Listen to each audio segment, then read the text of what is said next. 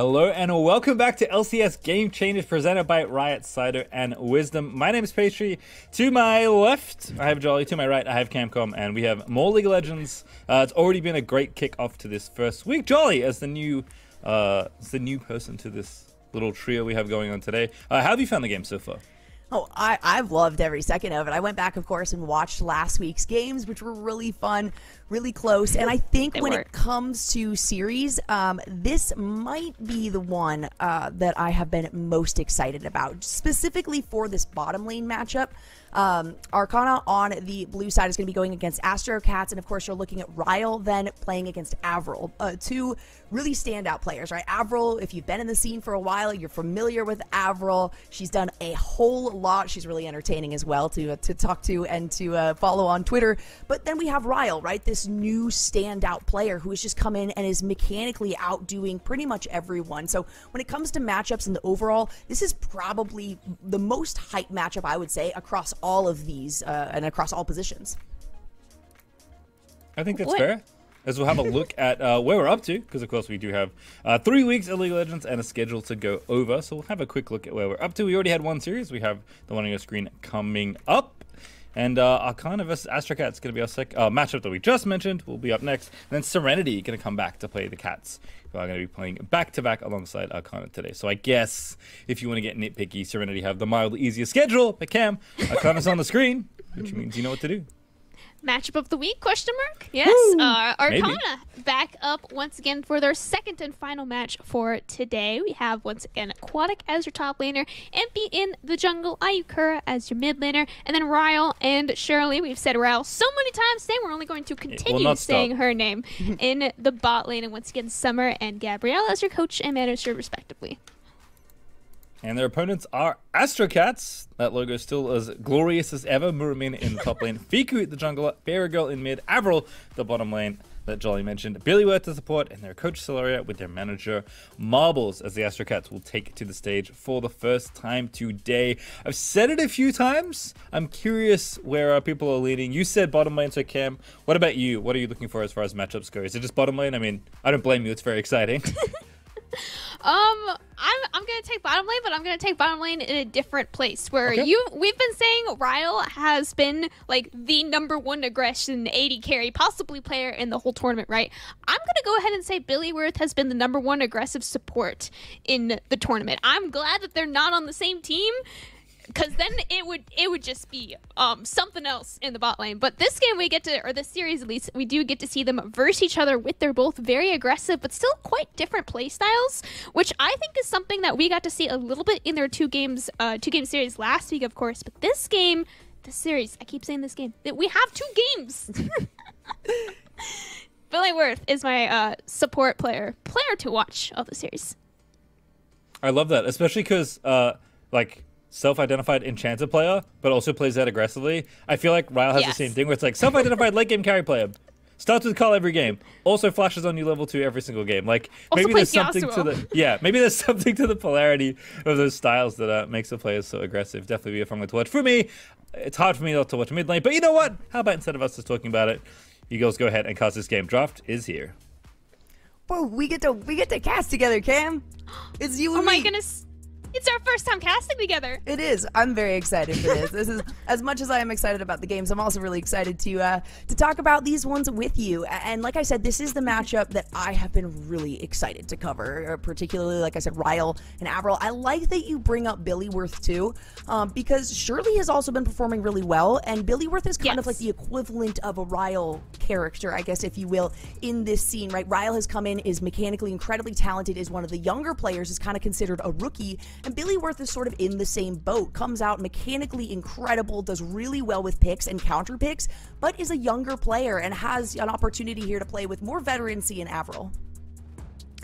And it is funny, I want to talk a little bit more about Billy in actually, I don't know if I've mentioned this yet, but Billy and I actually studied together a couple of years ago in the Cloud9 Training Grounds youth program. You guys are so little. I don't know if Billy remembers this, but yeah, Cloud9 Training Grounds back in like 2021 was where I first started casting, and I'm guessing probably Billyworth probably started playing competitive games as well. So it was really funny when we were first taking a look at the rosters like a week or two ago, right? Where it was like, oh, that's Billyworth. This is both of our first times on Game Changers. And we like met a couple of years ago in Cloud9 training program. How crazy is that? It's a smaller world than we think it is. Especially when it comes to, you know, marginalized players here in the LCS scene, which is why I'm so excited that this is an opportunity, because basically we're trying to just eliminate that whole concept, right, of marginalized players in general. And this is where we get to see some of these players really flex and come out and stretch their legs and show us what they have. But let's talk about so far the picks. I know, picks and bans. You've got the Ziggs taken away. You've got the Maokai, and then no big surprise, immediately 2 Ryle bans. I think I joked about it at some point, like between game 1 and game 2 today, right? Where I was like, yeah, just 5-ban Ryle. And Astrocats apparently were listening during that. They weren't playing at the time, so they very well could have actually been listening and said, okay, let's see what happens in game 1 of our best of 2 today. And we've got I would say 4 AD carry bans on the table right now. Probably going to be a 5th one coming up here too. It is funny, Pastry mentioned it during the last champ select. Kaisa and Xayah, meta-wise, remember, we're on patch 13.17 still. Meta-wise, those are like number 1, number 2 AD carries, and they have been so low prio in this tournament so far. I'm not even expecting either one of them to be picked or banned here. It is surprising, though, because, you know, I guess when you're talking about, like, playing a really aggressive lane, we're talking about playing a proactive lane, right? There are some better choices, but I am a huge Xayah fan. I'm a Xayah main. I don't know how I felt like when we saw the Rakan picks last week, that maybe we feel a little bit differently about those champions, because you were expecting the Xayah to come up, right? And it actually didn't come through. But I would like to see Xayah. I love to see Xayah. I love to see a good Featherstorm and a good Blade Collar to just lock people down. That's not going to be the first pick, though. So we can see Arcana on the blue side is going to lock in that J4 for MP, because it hurt them enough the last game. I think it's so funny that Shapeshift in the interview that we just had talked so much about the J4 and how she was like, I need to be learning these more meta junglers, and especially having a jungler that she swore off of playing 2 years ago and then picked up again like within the past week or two and started practicing it enough to be comfortable enough to play it today. And now we get to see the person that just lost to her pick up this same champion, which, I mean, we did see MP play once again the J4 Poppy matchup last week on the J4 side and won it on the J4 side, and now lost on the Poppy side, and we got a Xin Zhao. Again, another very meta champion, this time in the jungle, that we just haven't seen a whole lot. Also, yeah, just a classic, you know what, like Jarvan style champion, right? You've got the good engages, you've also got the blowback with the Crescent Guard, and we see a second pick Swain locked in here for Astrocats, and I am actually very excited about that one, because I mean, it's likely going to be Muramina, who has played a lot of that champion recently. Actually, Fairy Girl. Actually, Fairy Girl. Nope, it's Fairy Girl's pick. It's Fairy Girl's pick. Sorry, I lied. I'm a big fat liar. Pick. I'm so excited. No, that's why I'm like, oh my gosh. I think Swain was banned probably every single match last week. Fairy Girl, every single game was saying, I'm going to pick Swain here. I'm going to pick Swain here. And then Swain was banned every single game against her so far. And this is the first game that, I mean, you get the Swain unbanned, I'm going to pick the Swain. And so far, Arcana have drafted champions that actually work really well. Or really well if you're the Swain, not really well if you are those champions, as anything that's melee or just generally close ranged is generally what Swain prefers to favor in the mid lane. Yeah. Lots of scaling, though, as we can see, you know, on the other side. There's the Rakan lock-in. Hey, I brought that to fruition by mentioning Rakan earlier, so we might not be seeing the Xayah like you were kind of touching towards earlier, but Rakan is going to allow a little bit more stickiness for this Arcana team, right? They do want to go in, but they don't want to take too much damage, and you've got a lot of good crowd control available. The quickness, you've got the battle dance in and out, right? And here, the jump, whatever it is, the W, I don't know. So you do have a lot of opportunity here for these picks on Arcana's side to kind of stick to Astrocats. However, Astrocats is doing a really good job of picking really capable champions that can absorb a lot of this aggro, but also deal a lot of damage back. And the final pick in this phase 1 is going to be, once again, this Braum for Billyworth. And I could be wrong, but I remember Billyworth playing Braum last week. I'm going to check real quick here. Braum. No, Braum. No, it was the Billyworth actually played against a Braum last week. But no, Billy Worth gets to play the Braum this week. Once again, Billy Worth claiming that they're an enchanter, but played so much of Engage last week that I am inclined to say they can very safely say they play both of these styles pretty well. And I think Braum is one of those champions that is so closely tied to both the enchanter and the Engage playstyle that if you do want to call yourself an enchanter, but lean into the Engage, at least in these competitive matches, right? Like Braum and Rakan actually also falls in that same realm of like, they are both really, really good champions if you're trying to work on your Engage. Oh yeah, not just the Glacial Fissure, but one of the nice things is if you have a Rakan, you know, jump in, you have the ability to throw down concussive blows, right? Whether you get it with a Winter's Bite, whether you get it with an auto, and then if you have a long-range ADC to follow that up, it could be detrimental for this Rakan to hop in. Also, Billy Worth plays enough Rakan, definitely knows how to counter it, right? You can kind of consider the more you play the champ, the more you also know what really hurts when you know you've got a matchup there. So now just taking away some final picks here, primarily towards the top side. Muramina's favorite, the Gnar, is not going to come through on their side. There's the Kai'Sa that we were expecting a ban for, and the Camille as well, another aquatic favorite. I think it's funny that we haven't had any AD carries picked so far. We've got the supports, we've got the mid laners, I'm assuming, and the junglers picked. So we're looking for some top laners, we're looking for some AD carries here as well, and it is going to be Avril most likely forced to a blind pick here on R4. Xayah still on the table, Ashe still on the table. I actually think Astrocats probably need more of a scaling AD carry, so I'm actually going to say probably not Ashe. Ashe is out. Zeri is actually... Ashe is out. Not going to be Ashe. I'm going to say Zeri. That's my prediction. For Astrocats or for Arcana? I was going to say Astrocats. Nah, and I'm wrong. You need a little bit more range. You need a little bit more range for Astrocats here, just because they have such good damage, they have such good engage, but you need to have a little bit of, like, you know, kite ability, and somebody like Xayah offers that really, really well. Again, not only with being able to get some crowd control down potentially and get a little bit more range, but also positioning, right? When you see those feathers lined up, it does control positioning, and it does kind of control how well or how easily an ADC, Ryle in this case, is going to be able to get CS. And we have got the Gwen pickup here for Aquatic. This is one that we have seen Aquatic play in the past. I don't know if we saw her pick up a Gwen last week. I don't know if we even saw a Gwen last week. We did not. We saw a few bans. So this might be something that Aquatic has kind of had in her back pocket ready to pull out now. Oh boy. What's Rao gonna pick? Can't be Xayah. Nope. Ooh. Aphelios. Okay. They do need the damage. Once again, Ryle has continued every single game to pick a new champion. We have yet to see two champions from Ryle that are the same, and that might just continue for the rest of the tournament. Honestly, there's enough AD carries that Ryle could probably play to make that come true, but Ryle, Aphelios versus Avril on Xayah too. You want to say scaling AD carries, but at the same time, if you get 1 or 2 kills early in the game, right, especially at that level 6 power spike for both of these champions, this could still be a very bloody bot lane. Yeah, and the other side of it too is both of these champions as ADCs can fall off really quickly. It's really hard to recover on both of them because it is really positional, situational kind of awareness that you have to have. Of all the players to be in that situation though, Ryle and Avril, this is going to be a really intense lane because as soon as somebody gets their first kill in that bottom lane, they're going to be looking to continue snowballing and shutting down the opposition. And then, of course, that opposition is going to be ensuring that that just doesn't happen. So it just kind of reinforces my focus on the bottom lane here because there's so much initiation, there's so much potential engage, but it can also be really scary because if you get 2-0'd in that bottom lane early on, it could result in a snowball for the other team.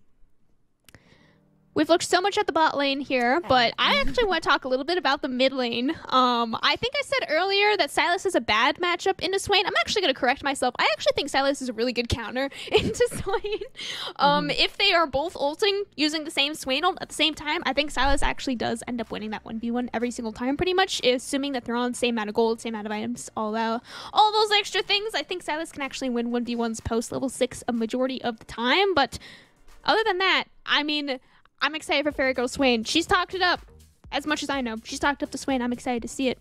Yeah, that's one that, I mean, all of these lanes, honestly, I'm really, really stoked about this draft because I keep leading one way and then immediately leading the other and saying, oh, but wait, right? And when we talk about the Sylas and the Swain, you're right in that, you know, Sylas has really good mobility, and as long as you can dodge the grasp coming from Swain, you have a really good opportunity to fully engage and get a bunch of damage down, but then we can't discount these junglers, right? You don't want to go too far too hard in. And both Swain and Silas are all in initiators, right? So they're going to be relying a lot on keeping an eye on the junglers and keeping track of when they're going to invade. But let's stop talking about what the game might be, and let's start talking about what the game is as we head into game number 1 here between Arcana and, of course, Astrocats.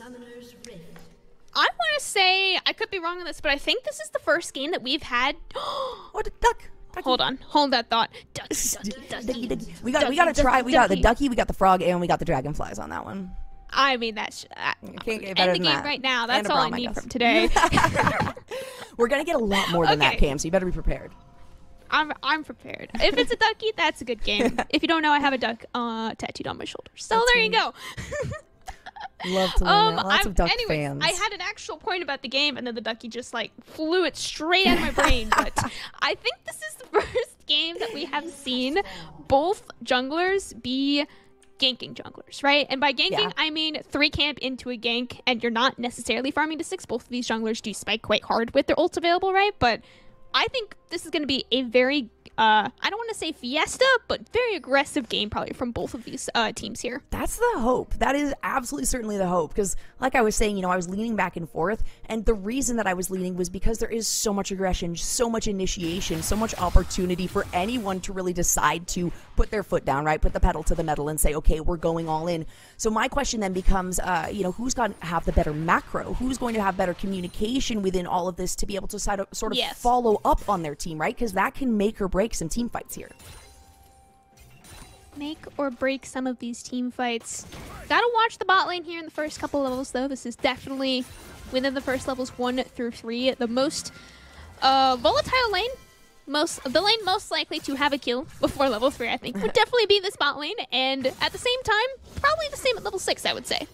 Yeah, you know, I mean, if it's up to either Ryle or Avril, there should be a kill on board already, right? Not the case. And we can see actually that, and I'm not surprised here, the Xayah and the Braum are pushed back a little bit, so they have a little less of the wave control, but they should be able to kind of compensate for that and keep themselves up. That means, though, that Ryle in the early parts of this is going to have a pretty wide CS lead. Ryle and Pushing, name a better duo here. Other than Ryle and Shirley.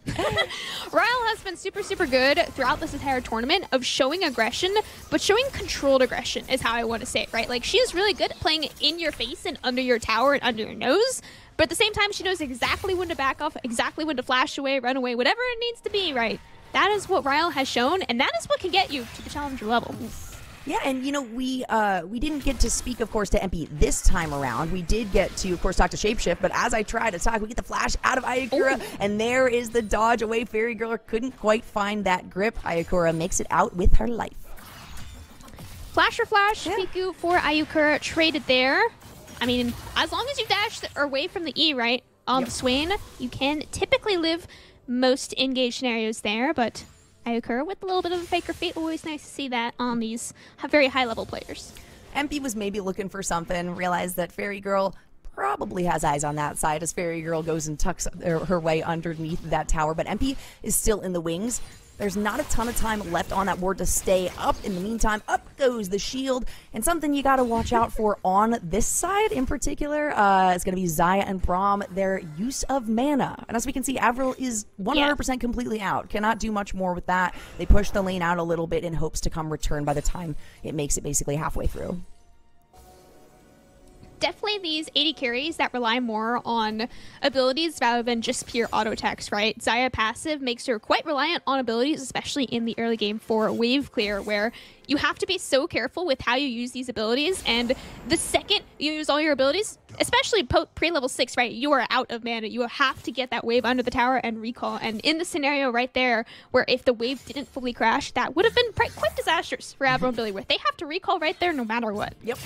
Yeah, it was a good push from them, a good opportunity to try to kind of take control of things. But I will tell you, as a Xayah player, it is very easy to just watch your mana disappear because you think you have so many good opportunities, right? Whether you're using any of your abilities to lay the feathers, and then you're like, okay, now I just need a Blade Caller. Oops, I don't have enough mana to do the Blade Caller, and then your whole play kind of goes out the window. But I like that was kind of a recognition that Avril and Billyworth had, so Avril was willing to utilize all the mana. There in goes Shirley. That is a fantastic pop-up. There's the Blade Blade Caller is going to come through. Another flash force down. Ryla's going to get the concussive blows landed on them, and the first blood goes over to Avril. Shirley needs to get the heck out of dodge. Is going to get concussive blows in return. MP is on their way, but they're not going to be able to make much of an impact here. That was really perfectly timed there by Billyworth, knowing that Shirley had just blown the W knockup, right? Timing that so well, where you know you have, 8 seconds on the W cooldown early game, right?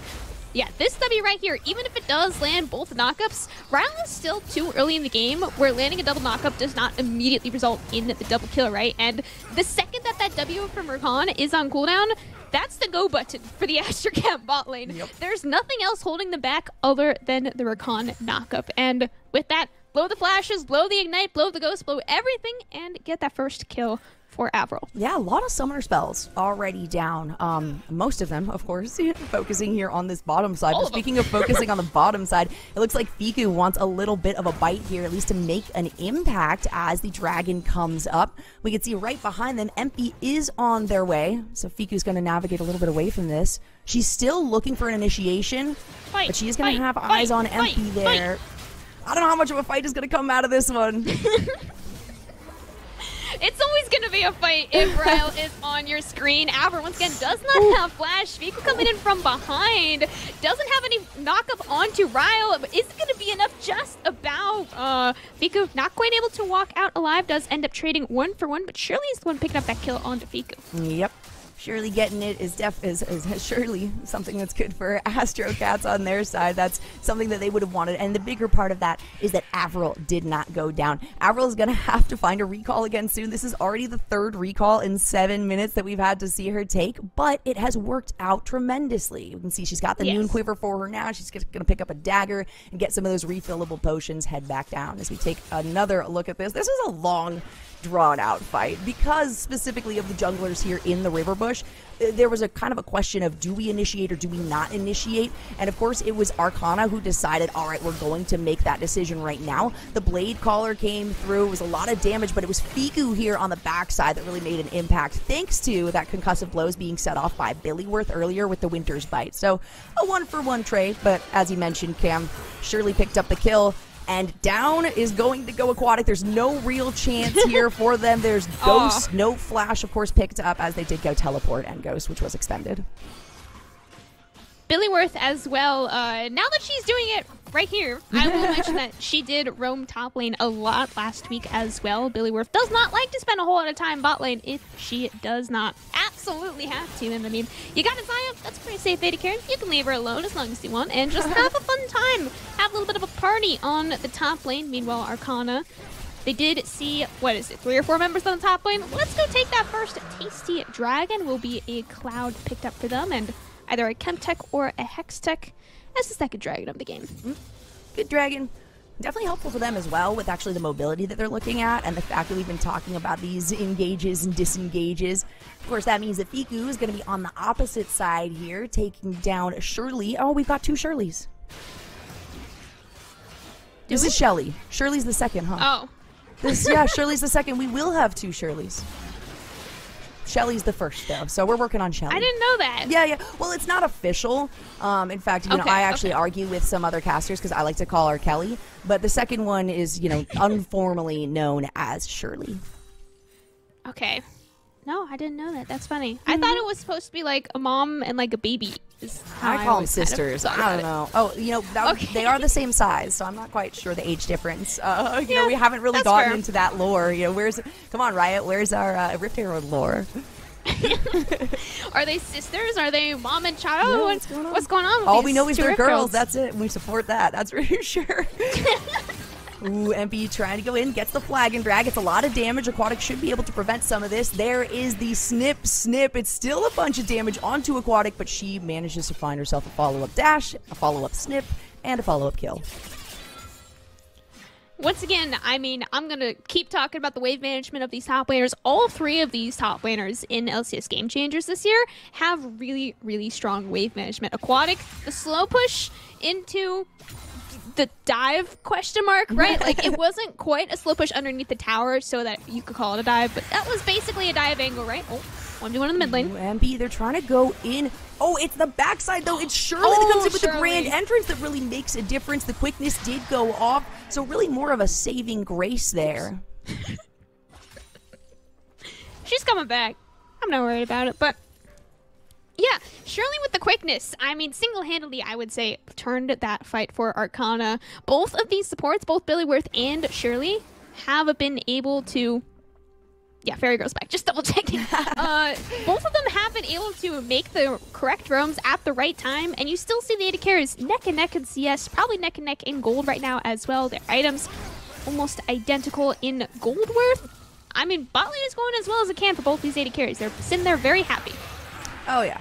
As happy as you could be, at least, in terms of what we're working with here. We do see the Swain ulti being picked up by Cora. It goes off. Not to really any big result here, but that's not what they were looking for at the moment. As long as we see just 4 players in the bottom lane, I'm assuming, you know, we can see a little bit more of chill gameplay, right? It's the ganks we're looking for. It's the roams that make such a big difference here. Hey, you know, I'm going to stand by that, all right, Cam? And we're going to see. We're going to see if it works, if it ends up being true, because most of these big plays have been from roams or ganks. Pretty much all of them, really.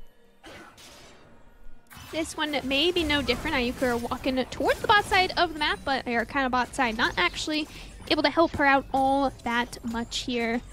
Ryle and Avril playing a little bit of the wave ping pong game here for the past couple of minutes just because of how much the supports have not been in this lane. Flash forward from Ryle. Root connects onto Avril, but Avril with the flash to safety.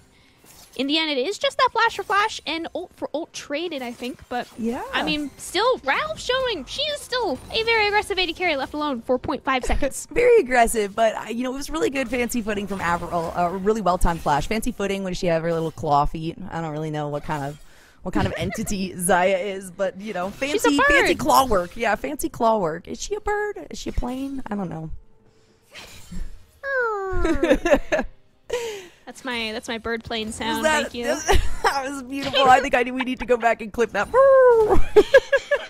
I don't know what birds you see when you're running around, but we are going to see the engage onto this bird girl. Avril still does not have the Featherstorm up and available, the flag and drag to come out. It's a lot of damage on the backside. Empy does manage to avoid the Featherstorm. Surely goes down there. Cataclysm to come out. Empy has to flash away, and Ayakura is able to get the initiation on the teleport. They flash back away. It's another flash in response from Fairy Girl, and Flash is the name of the game. Man, this is some like pre-rework teleport stuff going on in the bot lane right now. We have teleports in the bot lane at 12 minutes. We've got a Rift Tail dropped on your poor turret at 12 minutes. What just happened on my screen? Fiku has 5-1 as her KDA now, right? Like, everything just blew up in the bot lane. You were talking about you have 4 people in the bot lane. It's a quiet time. It's never a quiet time in this bot lane, my friend.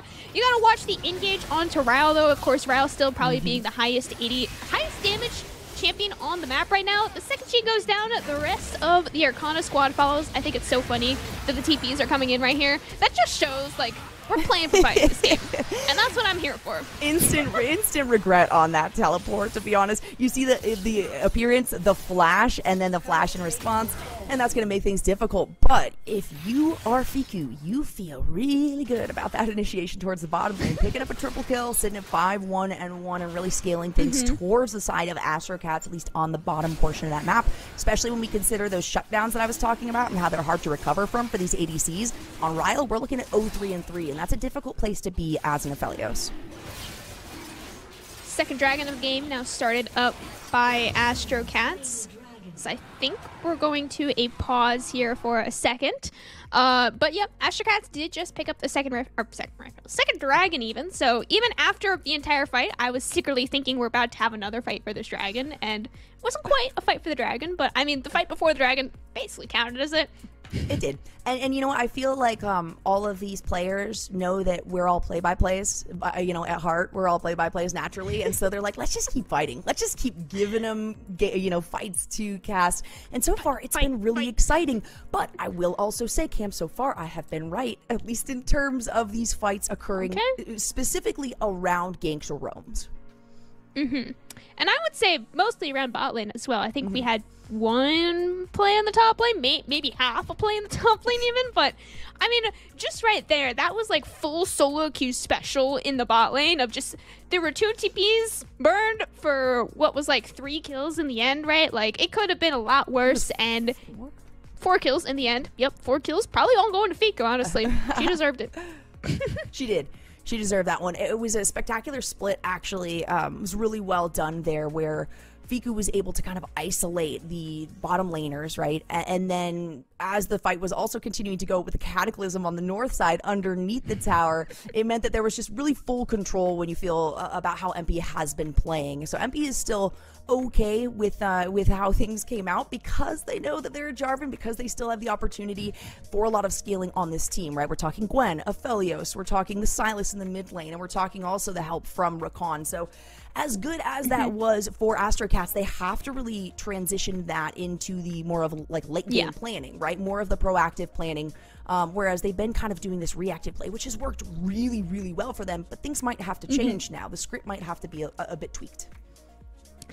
The only early game part of these drafts is the junglers, and the junglers have been so far a part of all of these early game skirmishes, but later into the game, especially with Fiku picking up so many of the kills in the early game, right, those kills are not going to matter nearly as much as if they're on the Swain, as if they're on the Xayah, right? Like, those are the champions that are actually going to be able to do the carrying and the damage later in the game. That this game, so far, looks like it's going to go like a longer game. I think the longest game we've had is sub 35 minutes.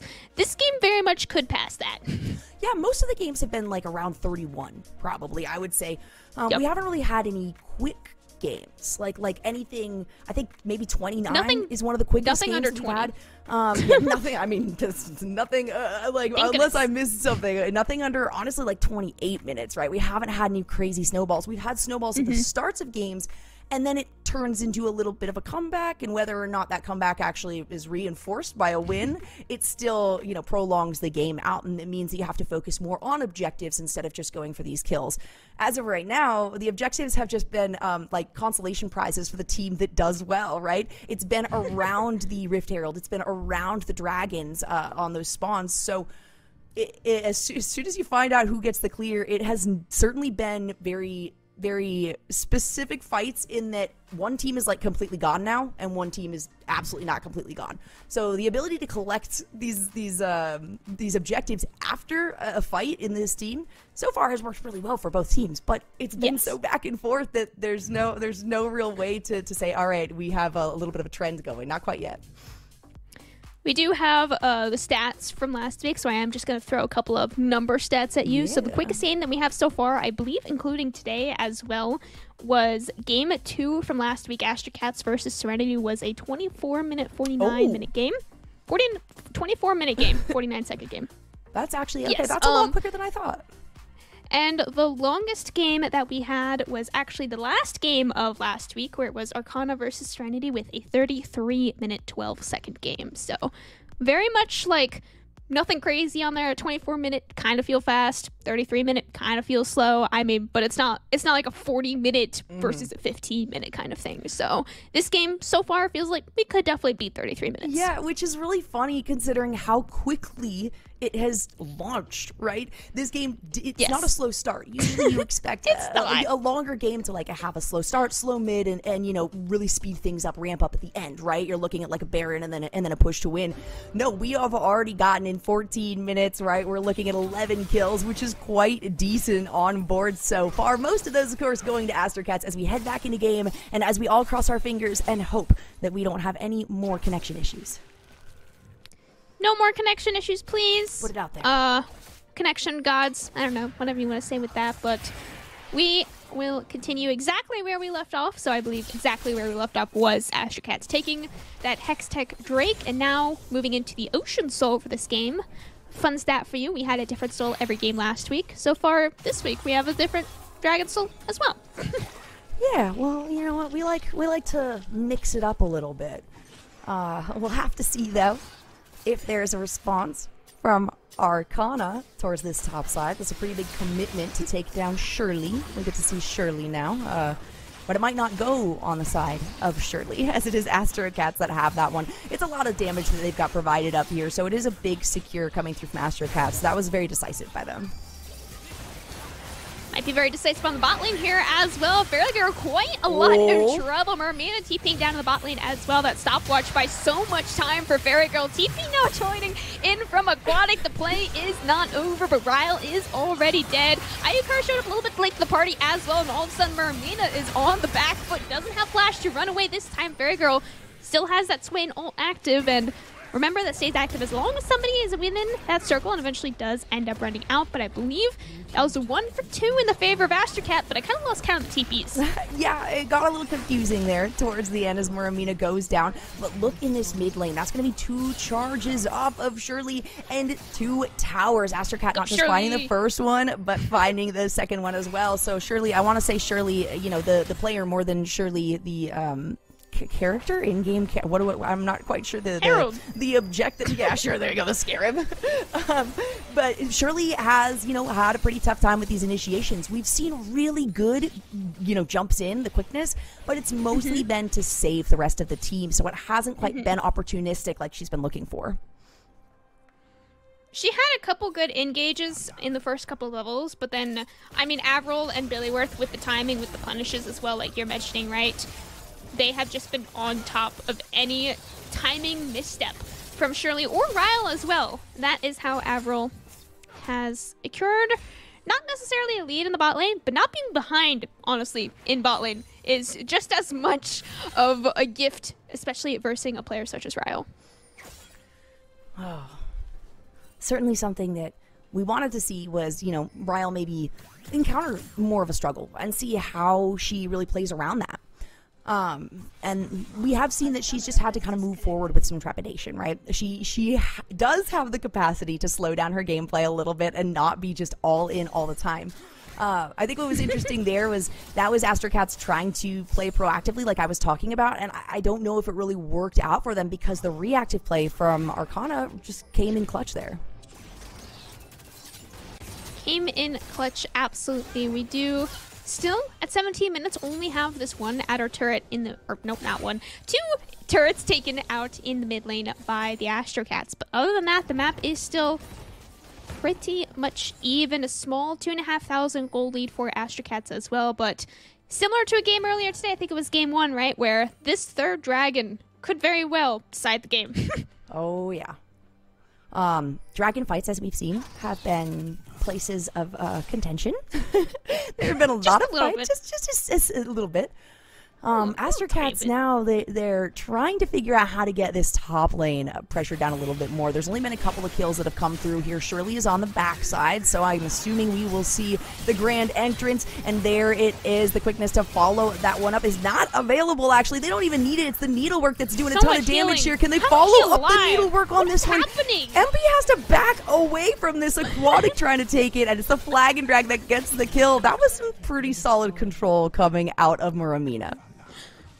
I mean, I've been saying Faker Feet a lot, but Muramina, that was like a different breed of Faker Feet right there, where she just lived for so much longer. It was illegal how long she lived right there. Goretrigger definitely helped out massively in that play, of course, but as well as just single-handedly kiting out 3 members, right, and almost killing one of them in return. Her tower does fall, but I'm still going to say Muramina came out on top of that one. Yeah. You know what? You got to feel that way, especially when it's not wasting time from the opponent, but hey, if it takes like 3 times as long to kill you as it does anybody else, it's still pretty satisfying. You're doing your job relatively well. We are now looking at yet another objective. It is the 3rd dragon of the game, and Arcana wants to secure this for themselves. It does look like that's going to be the case here, and they feel pretty good about that one.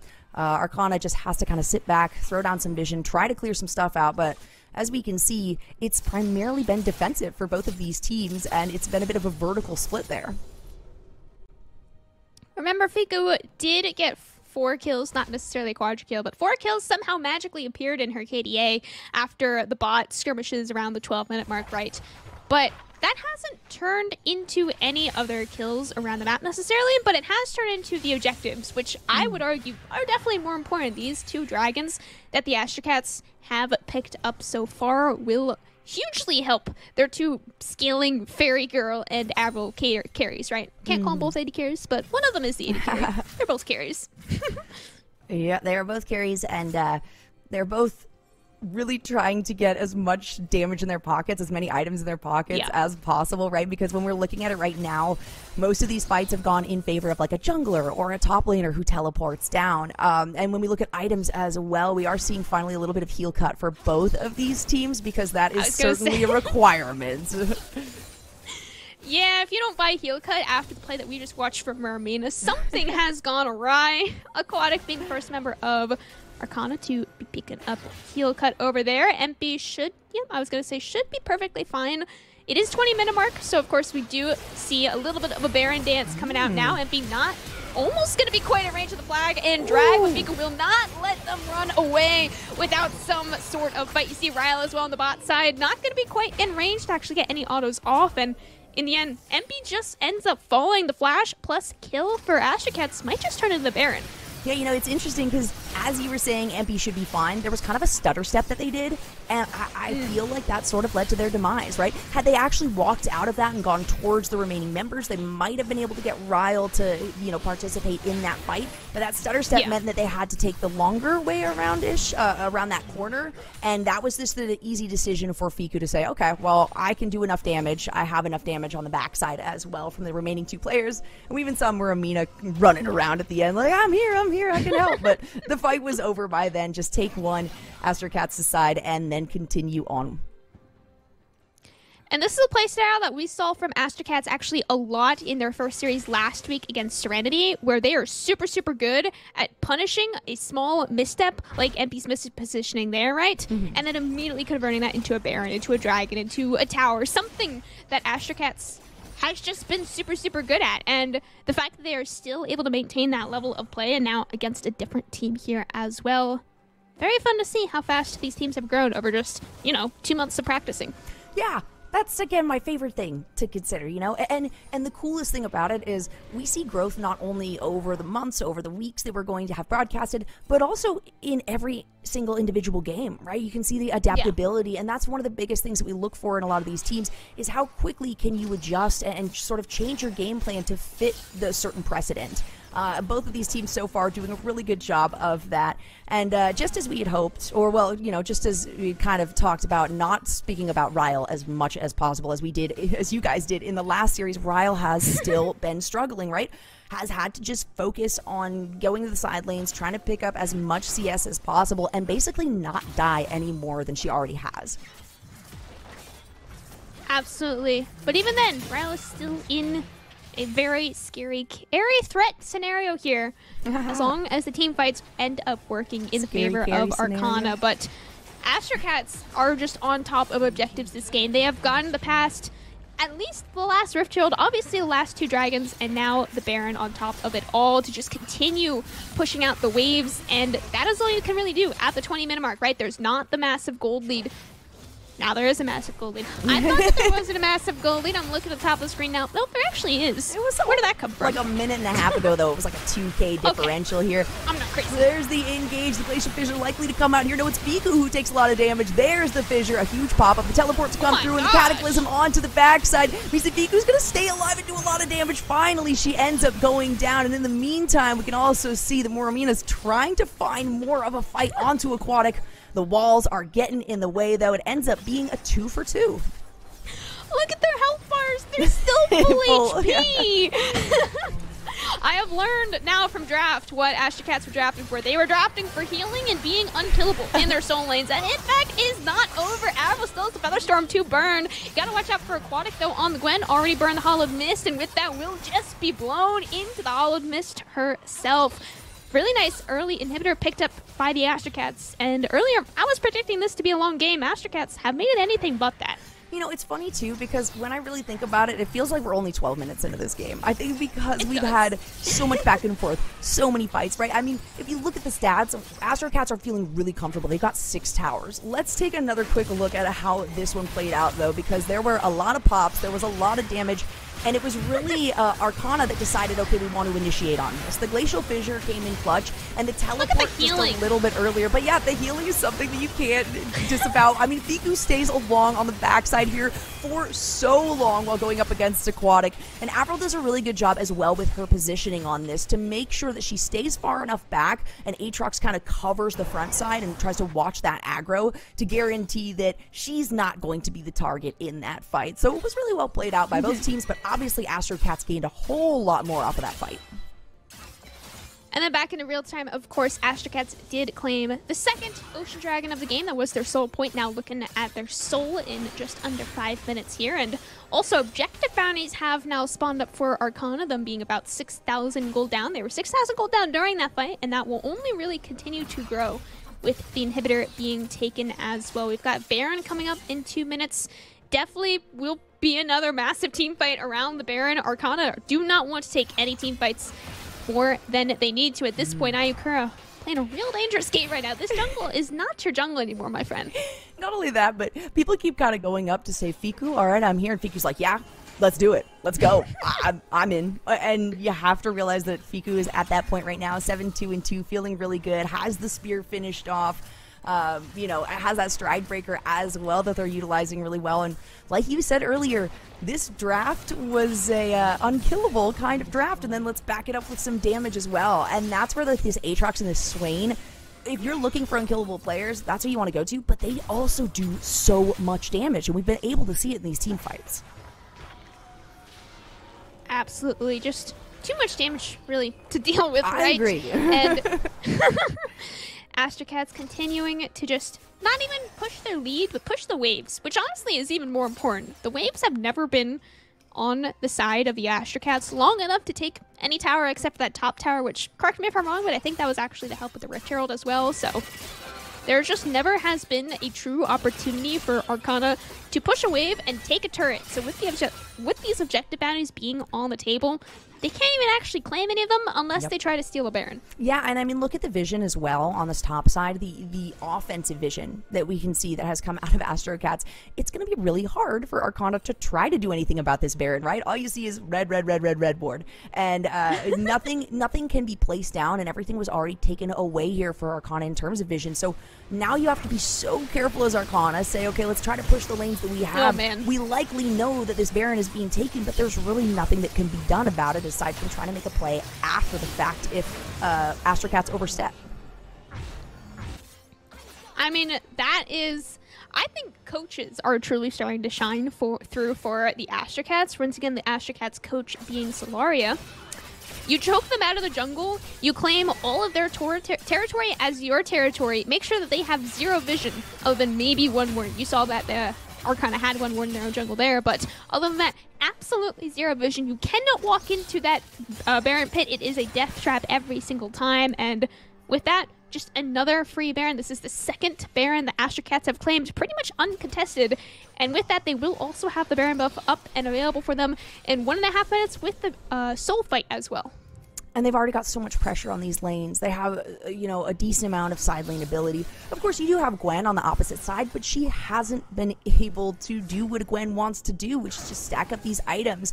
It looks like another potential initiation here for Astrocats, this time on the top side. There's the Feather Storm. There's the Blade Caller. It picks up a lot of damage. Crescent Guard come out as well as Moramina's ultimate, and it's a nice little stasis there, but it's not going to be enough as Cataclysm comes out on the backside. Billyworth has to flash away from this. Moramina barely staying alive.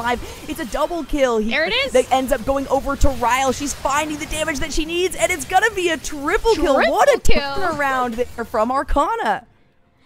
That is the team fight that Arcana needed to get themselves back in the game. Remember, not only in terms of gold, but also in terms of mental, right? You're feeling defeated, you're feeling down, you're feeling out, and then you get this team fight fight, and that is how you can turn it back around. You gotta watch the Engage and Ryle on this team fight, right? Ryle has the red, white, don't fight guns, and she was left completely untouched for the entire duration of this team fight. She was free hitting literally the entire time, and no matter how much healing you have, you're probably not going to be able to out-heal a melee range red-white Aphelios, and with that, a triple kill for Ryle. I would say definitely puts her at least back on even footing with Avril. In fact, looking at items, actually almost ahead of Avril.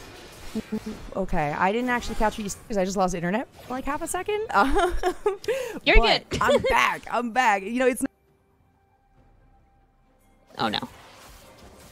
I have lost, we have lost Jolly. I will be joining you here for just a couple minutes on my own. Does look like we will have another soul fight coming up here for the Astrocats. Miku going in. You gotta watch out for Miku, man. Ryle as well will not be left untouched at all this fight. TP on the backside from Ayukura, but the first shutdown will be onto Ryle.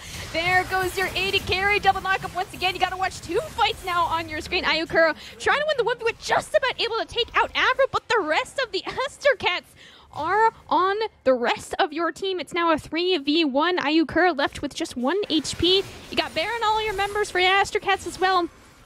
And that could just be not the end of the game, but definitely very close to the end of the game push. Do I have Jolly? Hello, welcome back.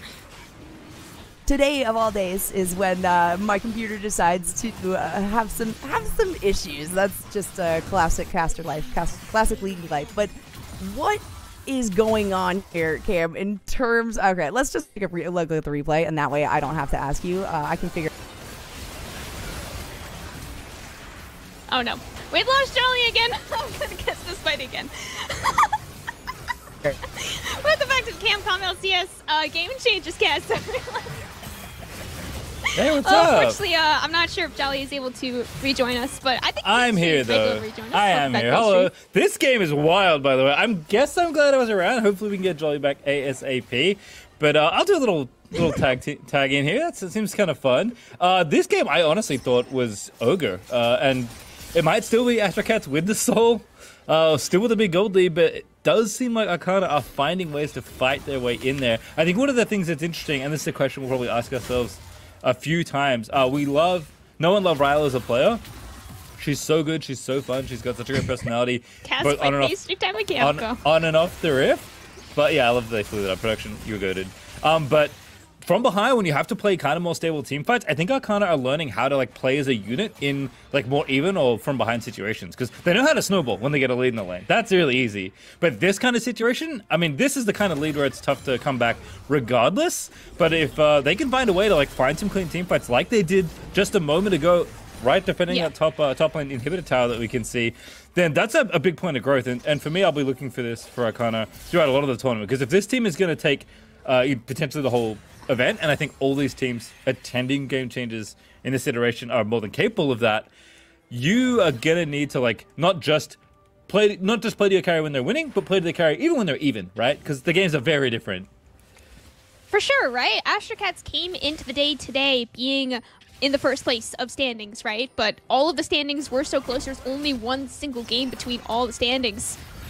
Shirley, playing a little bit with fire here. Remember, Arcana only win if they are the ones being engaged into. Definitely, I don't think they're anywhere near close enough in gold. 9,000 gold still down to be the ones actually engaging. Baron coming up here in a minute. I want to talk about standings, but I'm just too nervous.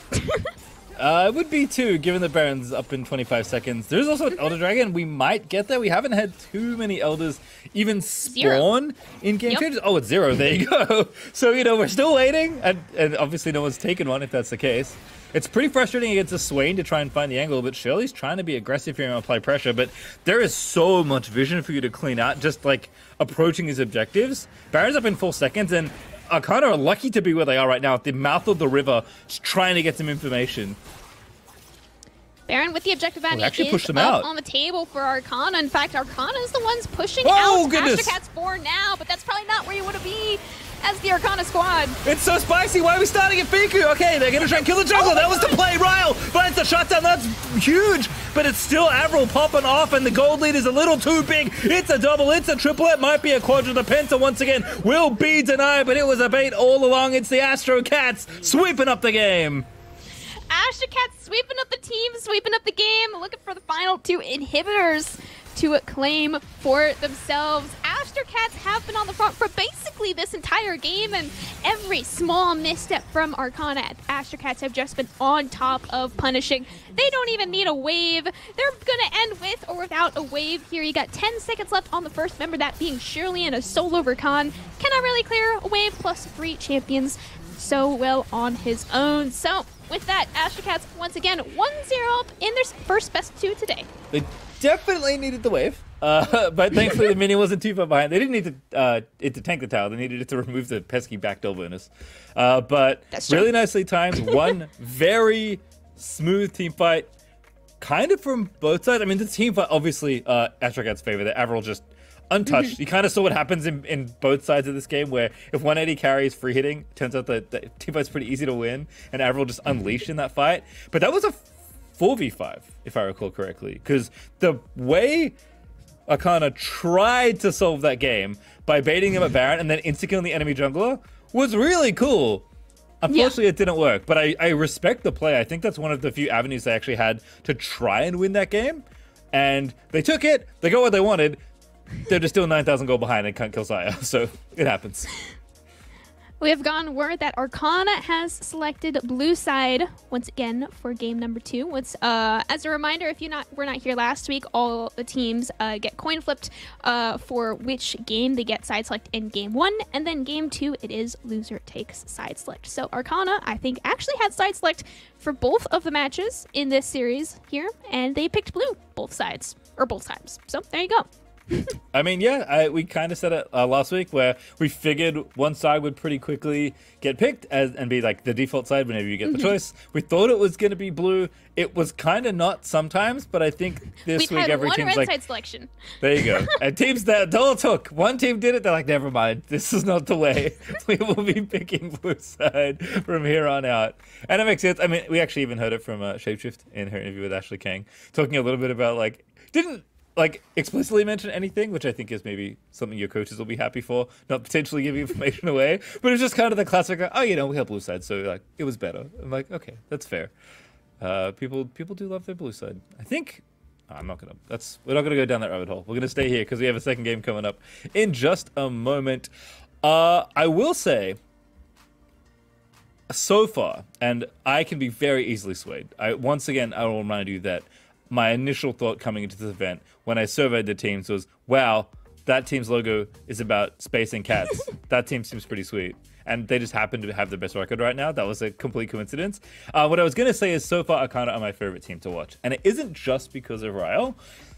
The spots this team ends up in are so interesting. They probably have not only the widest amount of type of games, and yes, Raul's picking a new champion every game, that's part of it, but they end up in so many different positions. They play a bunch of different strategies. They have one set of games where they win, they have one set of games where they lose, they have close games where they win and they lose. They have, and I think their record reflects this, they have not gotten 2-0'd. In fact, the only team, unfortunately, with the honor is Serenity, who got 2-0'd by Astrocats to kick off game 2 just last week. But they always manage to navigate to really interesting spots, and the way they function as a team has been really fascinating to watch. I'm sure by the end of this event, I will feel the exact same way about all the teams, that they're great. But there's something about what this team does, and maybe it's just Ryle hitting the dartboard for a champion. Maybe it's just something really cool about this team's chemistry. I'm not sure, but I'm expecting them to change things up pretty significantly. And if the record is anything to go by historically, with our extremely high sample size of games we've had so far for Game Changes 2023, very high. It should be a 1-1 here, but we'll see if Astrocats can continue their little sweep. For sure. Just as a reminder, if we were looking back to last week as well, once again, this is the same exact second matchup that we had from last week, but I think the sides are just swapped. So game 4 or game 2 of this matchup from last week, we kind of agreed on was the best game of all of day 1. And I mean, that was Arcana versus Astrocats. That was the 8K gold swing that we saw, and Astrocats ended up taking home that game. So that was a very similar situation that we just saw in this game, but it wasn't a flip. It was very close to a flip. We saw a couple of those fights where Arcana had the shining moment, had the Aphelios triple kill for Ryle, right? It's once again looking at the same exact places, at the same amount of closeness, right? And that's what makes these teams so exciting. They're all so close in skill level that even though it is still a defined first, second, third, it can go any way, really. Yeah. I mean, again, small condensed tournament, small number of teams, lots of time to practice and play against each other, even though you don't have a whole lot of time. I'm expecting, like, 1 game difference between all the teams by the end of just the regular part before we get to the finals in LA. But pulling out just a little bit and kind of looking at the bigger picture of, what we've been doing here. Maybe you've just tuned in and you'll be like, oh, I like League of Legends. This is cool. What's happening? This is LCS Game Changers. This is an event and initiative to showcase the talented players of marginalized genders and help them tell their story. We want to not just empower the players, though, but it's also about empowering, to be coaches and managers, giving them resources and tools to succeed. It's really about taking players and people that don't necessarily get the fairest shake at times, let's be honest, and giving them a space where they can comfortably compete, not just as players, but also learning the general ecosystem of esports and providing them a place to do everything from manage and coach to play the game. And we've seen a ton of great games so far. Also, as a reminder, if the thing I said where teams are going to be playing in LA sounds kind of sick to you, I have great news for you. If you are in LA or are going to be in LA around the area, September 23rd, that's a Saturday. That's 3 Saturdays from now, including this one, 2 Saturdays, not including it. You can claim a ticket. They're actually free right now. We're giving them away. You can get a ticket for the LCS Game Changers LAN by typing !tickets, exactly as you see written there on your screen, chat. Don't mess it up. Type that in the Twitch chat for more info on how to go through that process. But again, they are free. Currently, we're giving them away. There is nothing. We're not holding them from you. You don't have to pay anything. If you're going to be in the area or you live in the area and you want to come see some live League of Legends, especially an event as cool as this, highly recommend it. LCS Arena is an awesome place. And the players I know are very excited. I love that Ashley's always asking the question. Excited. Oh, that's true. You've never been there either. I get there a lot, but I'm lucky. I've never even I've been to LA maybe 1 time in my life. I've never even set foot in the LCS studio, and it's always been like a dream of mine to be like, oh my gosh, I hope one day I'm like casting LCS, the LCS studio. And here we go. It's gonna be my first time there. Probably a majority of the players, I don't think any of them have played there before. I could be wrong, but probably all of their first times being there too. So there you go. Yep. Very exciting. No, it's going to be so awesome. Unfortunately, spoiler alert, I'm unfortunately not going to be there, but I will be doing... You would ditch us like this. I will be doing a ton of work leading up to that event, and certainly you'll see my influence on things that are going to be aired during that show.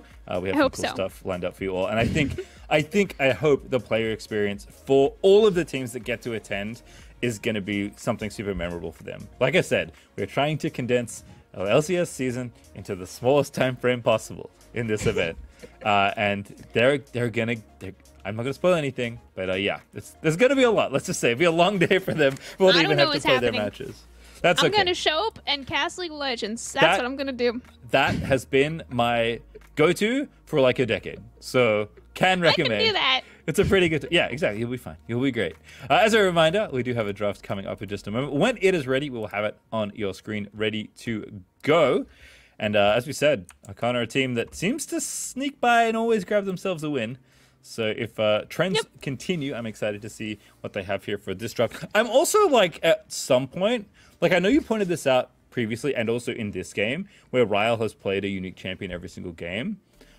I wonder at what point before the final this stops, because I assume once it's like, okay, now these are our last games we're ever playing in the event, I'm sure maybe that Ryle will like tighten up and kind of turn on ultra competitive mode instead of purely very competitive mode. But I do like that she's showing a bunch of different champions. I just assume at some point like you're gonna run out, like you have to play a lot of games. So, just to name all the champions that Real has played off so far, Game 1 was Twitch, Game 2 was Yasuo, Game 3 was Vayne, Game 4 was Ashe, Game 5, oh, I gotta remember them today. What was Game 5 today? It was Lucian. I think she was on there. Tristana, then Lucian, and then last game was... Aphelios. That's 7 different champions. That's 7 games, 7 champions. That's pretty good. That's wild. One of them is Yasuo, which is very funny. She did actually at me on Twitter after that week and say, yeah, I used to play mid. I'm a Yasuo player.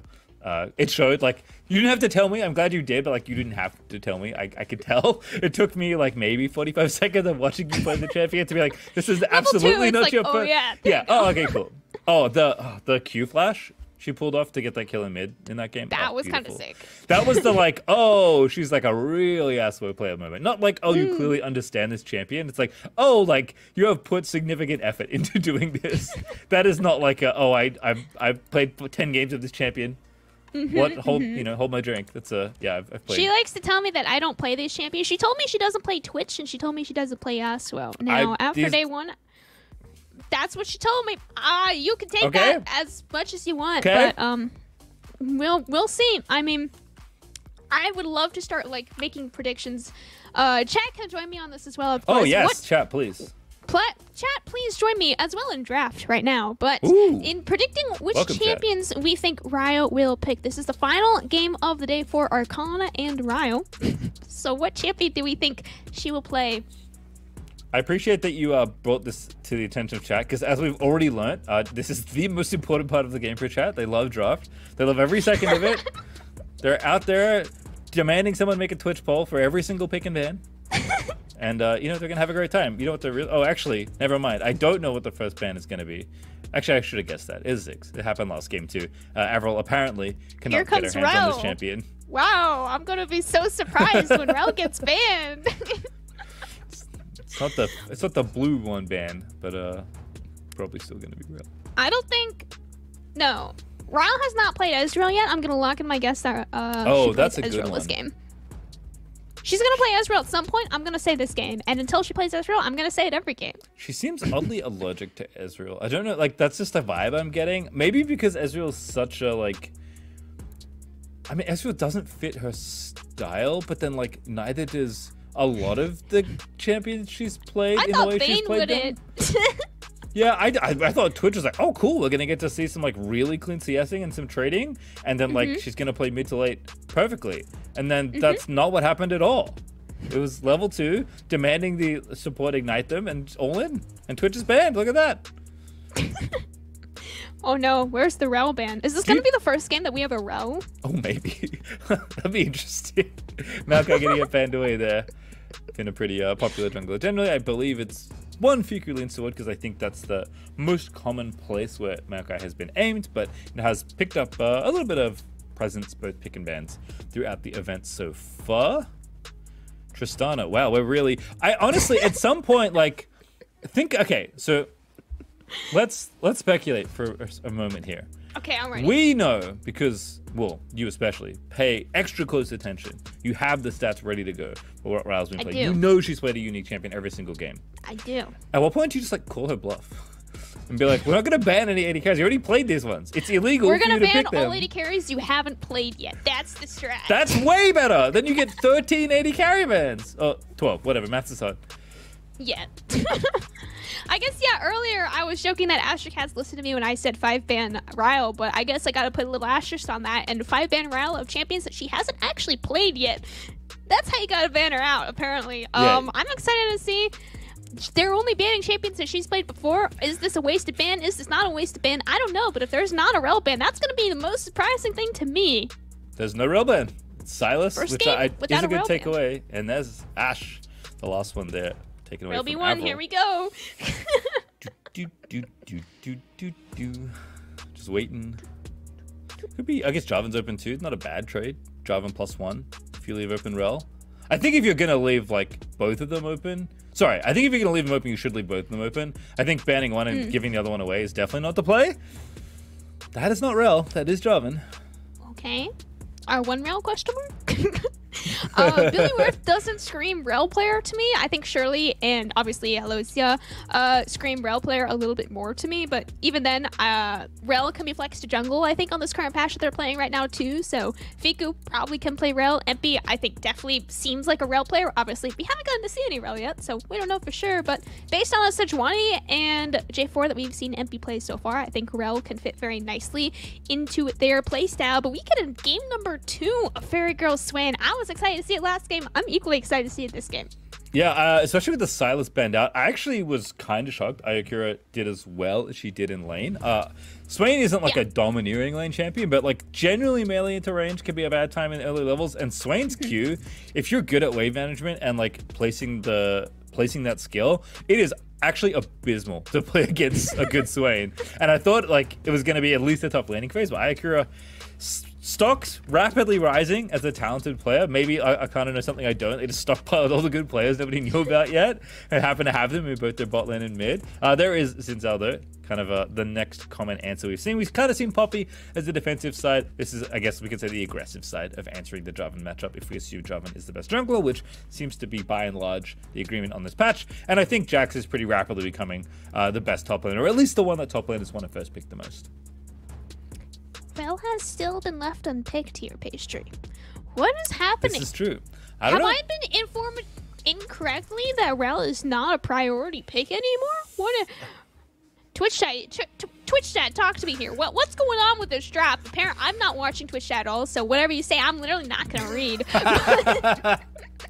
Twitch chat, talk to me. What are our thoughts here on the draft right now? I don't know. My brain is like all the patch notes fell out. I read them all, and now they're all falling out again. So I'd have to check. I wouldn't be surprised if Rel... I assume Rel got touched because she was so good, like 3 patches ago. No Rel. But no Rel this time. Maybe either not something these players a particularly play, or maybe he's dropped a little in prior, maybe a combination of both. I guess maybe we'll never know. You know what? We will find out when we go back and watch the VOD and get the sick chat replay feature going. We'll be informed by the finest minds on the internet. No, seriously, if you're watching, thank you. It's great to have you here. There is Braum though, and I was gonna make a joke about it, so I guess I can do it now. I think secretly Braum might be the antidote to Ryle, because I can't think of a better champion at stopping like heavy aggression in a 2v2 and trying to punish someone for their mistakes than a champion like Braum.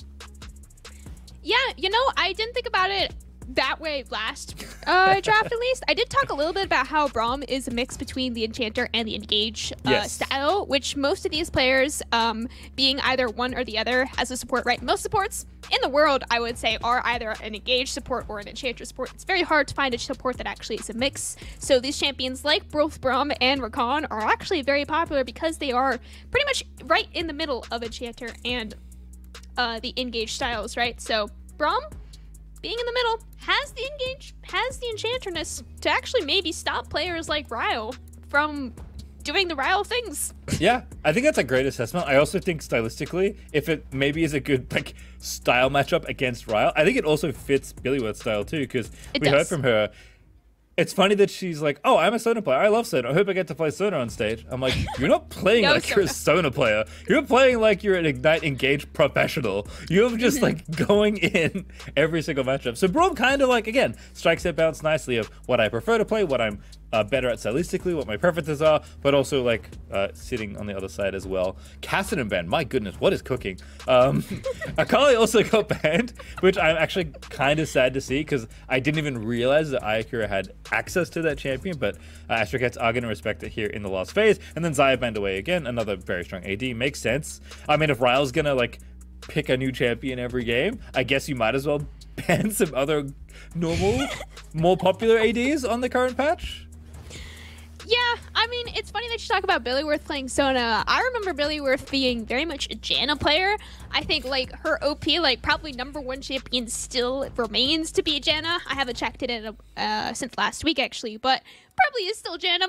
So, I would love to see Billyworth get either the Sona or the Janna that they are hoping to get at some point throughout this tournament. Kaisa left unbanned, but Xayah not. So Kaisa will be the champion, I would say the very meta champion of choice here for Avril. Now, is it a Zeri? No, wait. I think Ryle played Zeri, so Ezreal was my guess. I'm going to stick with Ezreal. Okay. I actually also can't believe Kaisa got through. We haven't seen a lot of Kaisa getting through today, and she was very good last week, but we'll see. Avril definitely proving her worth as a strong AD carry player in the last game in particular. 10 seconds though. We'll see if Camcom is on the money for Ezreal. That's a Talia mid, by the way. Yes. Exciting. That is a of course. Okay. just what we predicted, Camcom. Misfortune. I want to check the win rate of Misfortune here real quick. Hold on, give me a minute. We might have to, honestly, at some point we're gonna have to do production. Is this a thing we could do maybe next week? Can we like pull up Ryle's OPGG Okay, no. On stream This Fortune and does go have a through it? 50% win rate and is Okay. apparently rated A tier on U.GG. All right, so she's winning. it's not super out there. It's probably actually less out there than Yasuo from last week, but Yes. I definitely did come out of left field for me. Didn't see the Misfortune coming. Definitely not on the OP that I was looking at, but very excited to see that, as well as the Taliyah mid. Taliyah very much has been picked by Shapeshift quite a lot in solo queue recently as a jungler, but Shapeshift is not in this game. Doesn't have the flex potential probably to MP nearly as well as it would to Shapeshift. So Ayakura will end up taking that as the sole AP mid as well for Arcana. Yeah, I'm going to be paying very close attention to this mid lane matchup. Again, I'm really impressed with how Ayakura navigated the last matchup. We know Fairy Girl is an extremely competent Swain player. Not surprised to see Astrocats go back to it when it's left open. It's not always left open, like we've kind of seen throughout this event. Not only are they just generally skilled players, but they have champions they absolutely specialize on, and a lot of them are getting respect bans, which is a really cool thing to see. It's also one of the features of this event that I think is just awesome in general. It's not just, running down the, Googling the tier list and running down the analytics every single time. You're adapting to, players' individual strengths, and they often have strengths in places where, a more current pro player might just be like, just give me the meta champion, right? That's because, they play 10 hours a day every single day. As a reminder, these are talented individual League of Legends players. They are not professionals by any stretch of the imagination. They are good. They certainly play in competitions. They have played probably AM and semi-pro, if not potentially lower tier pro in some cases, but they have school, they have jobs, they have stuff to do. They don't just get to, vibe in the facility and play all day. Although maybe they play a little more lately, because again, they have a tournament to play. Here's game changes. Game number 2, series number 2, Astrocats. Can they continue their very good looking record? Or are Arcana going to continue their tradition of staying even keel each series and proving their mettle against each of the teams here? Yeah, I'm pretty sure every single player that I've known before this Game Changers event started was in college. Same as me, right? Like, college takes up a lot of your time. Like, there's no getting around that if you're a student and you're trying to go professional in League of Legends. Like, major respect points to you having to throw your focus in many different ways throughout your day. And a little bit of a shout out there to Ryle as well, specifically being a college student who has gained 700 LP in the past 3 days. Hopefully her and work hopefully also got not done. failing her classes. All right. Well, it is Call once again. It's just, I don't know. There's something about it. It's so great. Every lane. Anyway, mid lane is where I wanted to watch. So we'll start off there.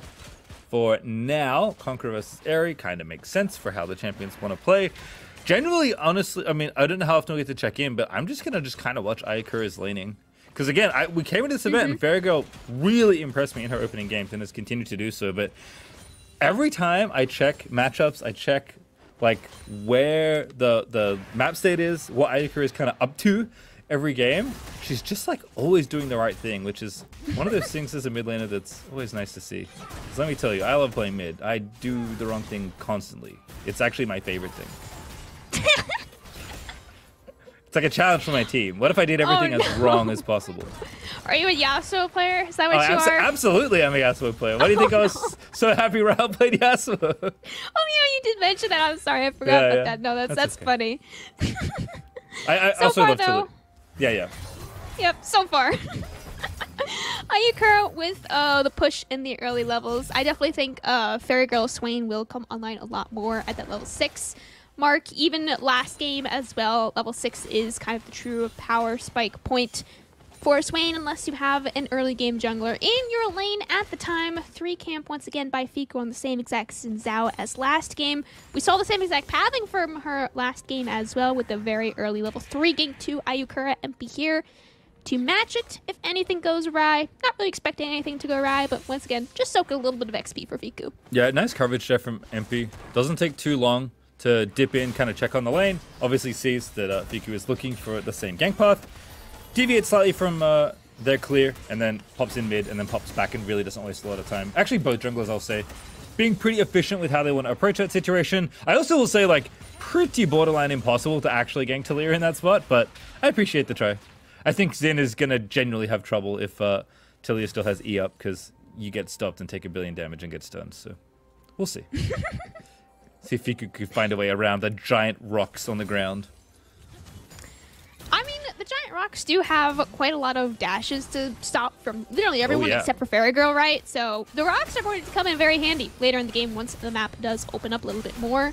You see Shirley able to go a little bit more aggressive there because she knows MP is waiting in the wings in case anything, once again, does end up going poorly. You can only play those, you know, W underneath the enemy turret kind of plays when you know that you have a jungler or mid laner, someone around you to help you bail out of those scenarios. Muramina starting up a slow push.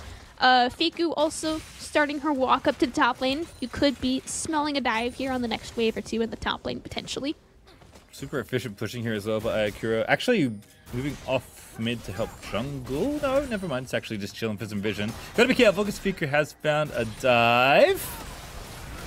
I think it's going to be A-okay, and I'm going to stay here in bot lane because I have a funny feeling. Yes, Talia is out. Did have to use the flash.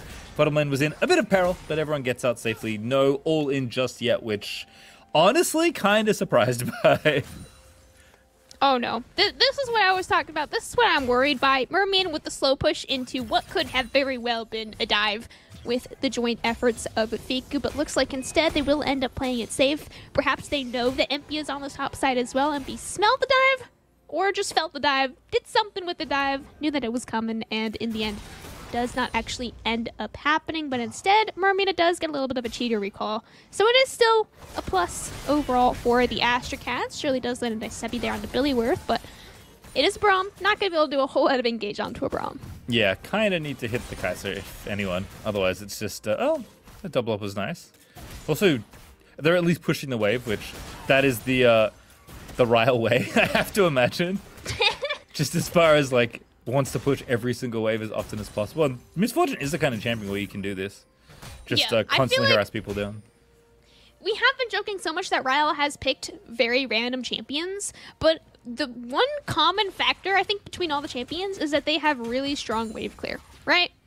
I can't remember every single champion off the top of my head, but I'm pretty sure every single one of them so far has had really strong wave clear. So Misfortune is no exception to that. Ezreal is an exception to that. So maybe she won't actually end up picking Ezreal. I mean, Kai'Sa kind of as well, especially in the early levels. So maybe that's the other reason we haven't seen Kai'Sa or the Ryle either. I mean, again, like we have a lot of champions for Ryle to potentially play. So we'll have to find out as Aquatic does get the wave reversed back in the right direction. Muramina should be up a pretty chunky amount of CS if she's able to clear all those out. But look like Aquatic deciding, after kind of trading some health to get the wave pushed in, gonna go ahead, take the recall. And neither top laner committed the teleport just yet, so both should be able to hold on to it. But already trying to stop the bleeding, kind of literally, in the top lane there. Aquatic gonna get the Executioner's Calling to try and deal with this Aatrox and the sustain Aatrox has available, especially at level 6. I mean, if you are, once again, looking at last game to this game, Astrocats have the same exact soul laners and the same exact amount of healing you gotta worry about. Weaver's Wall by Ayukura does get them out to safety, and meanwhile on the bot side of your screen you do see Arcana sneaking away at that first early dragon. I assume Astrocats probably knew it was happening, but without much bot lane prio it is quite difficult to contest that early Drake. Yeah, nice little timing play there by Arcana, making sure they picked that one up. Ayakura just chilling, dodged the gank using the wall, but it's fine to burn that there in that situation. Also, bless up like buff to Leer wall. Definitely didn't used to do that. It's not the easiest thing to do, but you can escape sometimes, whereas you could never escape ever before with ult to Leer wall. Aquatic also just vibing up here in the top lane, but respecting the power of this early Aatrox, especially with the steel caps down there. Muramina basically gonna take any half decent looking trade in the 1v1 right now. Knock up lands, but again, Braum unbreakable. Pretty good ability. Yeah, it is. I think the way that Shirley's been playing this lane so far has been looking for knockups onto either only Braum or to both Braum, Billyworth, and Avril. And if it doesn't land on Avril, there's just not really a way to go in. But once that knockup from Shirley lands onto both of them, that is going to be the first engage. That's going to be the first, what is it called? Bullet Storm? Bullet Time? Whatever it's called, right? Bullet Time. Bullet Storm's also good. I kind of like that more, honestly. We should start a petition in Twitch chat. Her E is something close to that. Make it rain. Okay, nope, not even close. Never mind. Well, I mean, it all ends up. Bullets, I'm a caster. I know ability names. Smile. Hey, you're learning more now. That's what it's all about. Yeah, I don't really. The other thing, I mean, Jarvan kind of combos with Misfortune. That was the other thing I was thinking about. I guess so does Rakan sometimes. We could see some really fun stuff where like Talia Wall and Jarvan terrain kind of combine for some wild geometry. Catch everyone in a big old bullet storm from the Misfortune ult. We'll see. It's not quite a Moo plus Misfortune. It's not the classic days of League of Legends, but there are angles here as Billyworth is shocking no one up top lane before 10 minutes. Billyworth having a grand old time up here in the top lane. You see as well Avril having a grand old time in bot lane, honestly, herself as well, right? Not a whole lot for Billyworth to do in the bot lane at this stage of the game, so go top lane, have a good time. Even mid lane, I think we could be seeing our first kill here soon. I'm gonna go on a limb here and say this is the longest we've had in LCS Game Changers this year without a first blood. Yep, maybe? I think so. I had the same intuition, so I'm not sure if it's true, but here comes MP. Could be trouble, 2v2. Looks like it's going to dissipate. Yeah, I mean, really good flash there by Aquatic. You just got to dash out of that Aatrox Q, and once you do that, resets a little bit. There you go. No more damage available, and even with all the members still hanging around, it is quite difficult to at least re-engage it, but the wave is not in a great scenario here for Arcana. Are they going to try and dive? It's a really tough dive. Yeah, it's very dangerous. Muramina actually trimming the wave really nicely. Kind of thinks something's up. Maybe you saw MP just then, so obviously going to play back in a natural 2v1. I don't think you can dive here. I think you just push the wave in and have to leave. That kind of sucks. That's a lot of MP's time used to make sure Aquatic's okay, but you do have to commit it in some ways. I mean, MP and Fiku kind of both sensed that the wave was just in a poor position up on the top lane, and that was the window to make something happen. And with the game pace being as slow as it is at this point, right, that is the only scenario that something could have happened, and still nothing quite yet. Rilo as well, you saw there blowing the bullet time just for some wave clear. That's the game position that we're in right now. Yeah, no mana either on this MF, which not many ADs are mana-gated, although it's obviously going to be more in effect early. Nice pullback there. Farrago insta-flash in. Wants to try and take it down. The 1v1. Ayakura, you have to flash, and I think it's too late. Over the wall we go. Blind, but Farrago finds the first blood. I mean, Fairy Girl knows their damage on the Swain better than anyone else. Absolutely, right? So, flash for flash, kill for nothing. Really well played there by Fairy Girl, knowing the limits so well on her champion. We see 3 members from both teams. 6 members total down here in the bot lane, just looking to share some plates, potentially. They really want to get a kill here. Good flash from Ryle, but nicely aimed ultimate out of Billyworth to force the summoner out. I like the pressure. Again, kind of feinting the dive, if nothing else, at least trying to get a threat. They get a summoner, but a lot of commitment here to just basically play for these waves and these plates. And I guess for Astrocats, it's paying off, because even though Avril's down a little in CS, overall the team is up 1,500 gold. Really nice gold lead start up here by the Astrocats. I would assume a lot of that is on Fairy Girl herself from getting the extra first blood bonus gold, whatever that is. I think it's like, what, 100 extra, whatever that is, right? So, other than that, 1 dragon in the favor of Arcana, and the second dragon now up and alive on Summoner's Rift. I don't actually see either of these teams starting it on spawn. Maybe this will be a fight. Maybe it'll just be a takeaway. I have no idea. Well, your intuition's good, by the way, because Fairy Girl is currently ahead in gold. Thank you, observers, for toggling that over. 4,500 gold for the Swain right now. Impressively, though, Ryle's pretty close to the Swain in gold, and obviously did not get first blood because there's only one of them. Maybe I'm starting to believe in Cole, question mark? Because it's already ticked down. There's could be some trouble here. Goodness gracious, we're diving in. Ayakura is just getting the entire enemy team thrown out of it. Here's Ryle trying to follow up there with a very big bullet time. Avril, though, around the back. He's going to leave the immobile Misfortune absolutely for dead. And MP goes back in. Decent Cataclysm, but the follow-up is there. Killer Instinct was not used, and it is used to shut that down. It's a double kill for Avril. Double kill for Avril. Super, super well played there by the Astrocats. I hope we get a replay of that fight there. MP and Ryle have the major, what is it called, wombo combo abilities, right? Cataclysm plus bullet time. Yeah, there we go. We put them together. You can win any team fight, but like you saw right there, they just were not put together at the correct time. Fico as well bought a lot of time with the initial engage for the rest of Astrocats to follow up, and bullet time was used on its own. Cataclysm was used on its own. You just put them together. Both of them were used really well on their own, but put them together, and that could have very easily been a triple kill and a very different scenario for Ryle. I also have to say, that watch that Fairy Girl broke was the rune one. It wasn't one that she bought. And the timing would be very close for that being Would you call available. it perfect timing? It may in fact be some perfect timing. Very good. With a clutch bit of stasis, turn the tides of that fight as MP goes ahead, picks up that blue buff. Fiku. Okay. Okay. Oh no, where did Ayukura go? My friend. Oh boy. My friend was sent to the rocks. Oh no. All right, well, I thought Fiku might be in trouble, but apparently I'm wrong, since I was quite the duelist. So maintains control of the river, takes out the enemy mid laner, and actually maybe once more here. All of a sudden, what turned into a very, very slow, definitely probably our slowest early game so far, has all of a sudden snowballed out of control for Astrocats. What has happened in the past 2 minutes that all of a sudden it feels like Astrocats are super, super on the front foot here? Objective bounties even spawning up now for Arcana, about 5,000 gold lead now for the Astrocats, and they've got 4 kills, but evenly between Fairy Girl and Avril, and that's exactly where you want the kill split.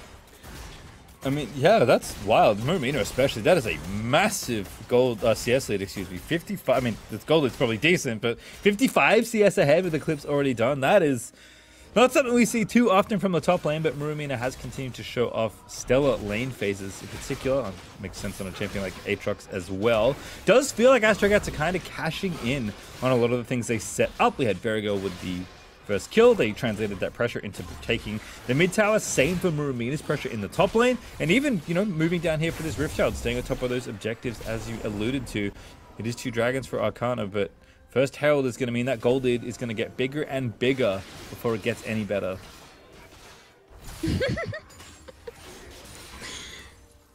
Objective bounties hopefully will be able to bring Arcana a little bit closer to the gold lead of the Astrocats, right? I don't think it's, honestly, I don't think it should be big enough to have a gold lead quite yet, or not a gold, objective bounties quite yet. It still feels largely like an even game, especially if we get, I think, a full 5v5. That's going to come down to whether the Wombo combo hits for Arcana and whether it doesn't. Yeah, don't have all the tools, but certainly enough to stitch it all together. And Ryle, again, consistently has been farming well. Does have an assist, although 2 kills for Avril. With a bit of extra gold if you can pick off the Kai'Sa or the Swain. Swain's going to be a tougher ask, but I guess Kai'Sa's not the easiest champion to kill either. I feel like when you try and kill a Kai'Sa, if you don't do it exactly right, sometimes you just die. And sometimes she just teleports away from you using her ultimate. And then sometimes it's both. She teleports behind you and then kills you. Oh, lovely. Yeah, Kai'Sa's a good one. I always found it very interesting. We'll hold that thought, because we could have a fight here, Cam. Could have a fight here. MP's member engaged upon, and without having a flash available, not going to be able to get very far around, though, with really nice bolt time. Most of the damage is unfortunately canceled out, and now you got to run for the hills. Ayukura a little bit late to the party. Surely maybe the next member caught out. Verigo just enough damage to secure that kill for herself. And with that, 2 quick pickups, support plus jungle. You got the dragon spawn up in about 30 seconds. They will be on the map for it in time, but could just be another dragon, or the first dragon actually picked up for the Astrocats. A good use of Ryle there to clear that wave, because I think you're dead. Good TP as well. Have to commit here, but here's the Herald to make sure the tower goes down. Run!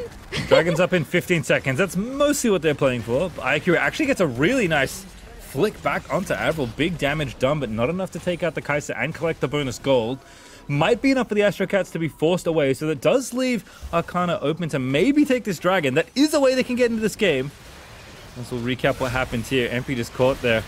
Brawn plus Zin makes it nice and easy. Fierago swoops in and make quick work. Unbreakable, by the way, did a ton of stopping of that incoming bullet time. And then this is just Swain. This is Swain without Rylai's, by the way. I don't know if Rylai's is still like a standard, but this is just regular Swain chasing you down. It doesn't get better as Fierago gets more items, especially if one of them is Rylai's Crystal Scepter. 4-0-2 now for Fierago Swain. If last game Ayukura kind of navigated with the Silas nicely, Fierago's dominating this mid game, it feels like. It's really funny watching that back and seeing, like, wow, almost the entirety of Ryle's ult was blocked by Braum's shield plus Xin Zhao will, like, almost none of the damage actually, unfortunately, got through for Ryle. And with that, this next dragon is up for the taking. Yes! Oh, okay, MP, never mind. If MP has anything to say about it, they will get the steal. Super well done there. Now 3-0 on the Dragons. All of a sudden, Arcana's 1 away from a soul. It's playable. They might be down 7,000 gold, but it's so playable. What a heroic steal out of MP. Knew exactly what they had to do. Dunk a Rooney into the smite. Wow. And happily giving up their life for that dragon. That is, like, unironically very important. That might be the thing that gets Arcana back in this game. If they win this game, you can point back to 19 minutes just before. There it is. See, look at that steal and go, this was the moment that Arcana kept themselves in this game.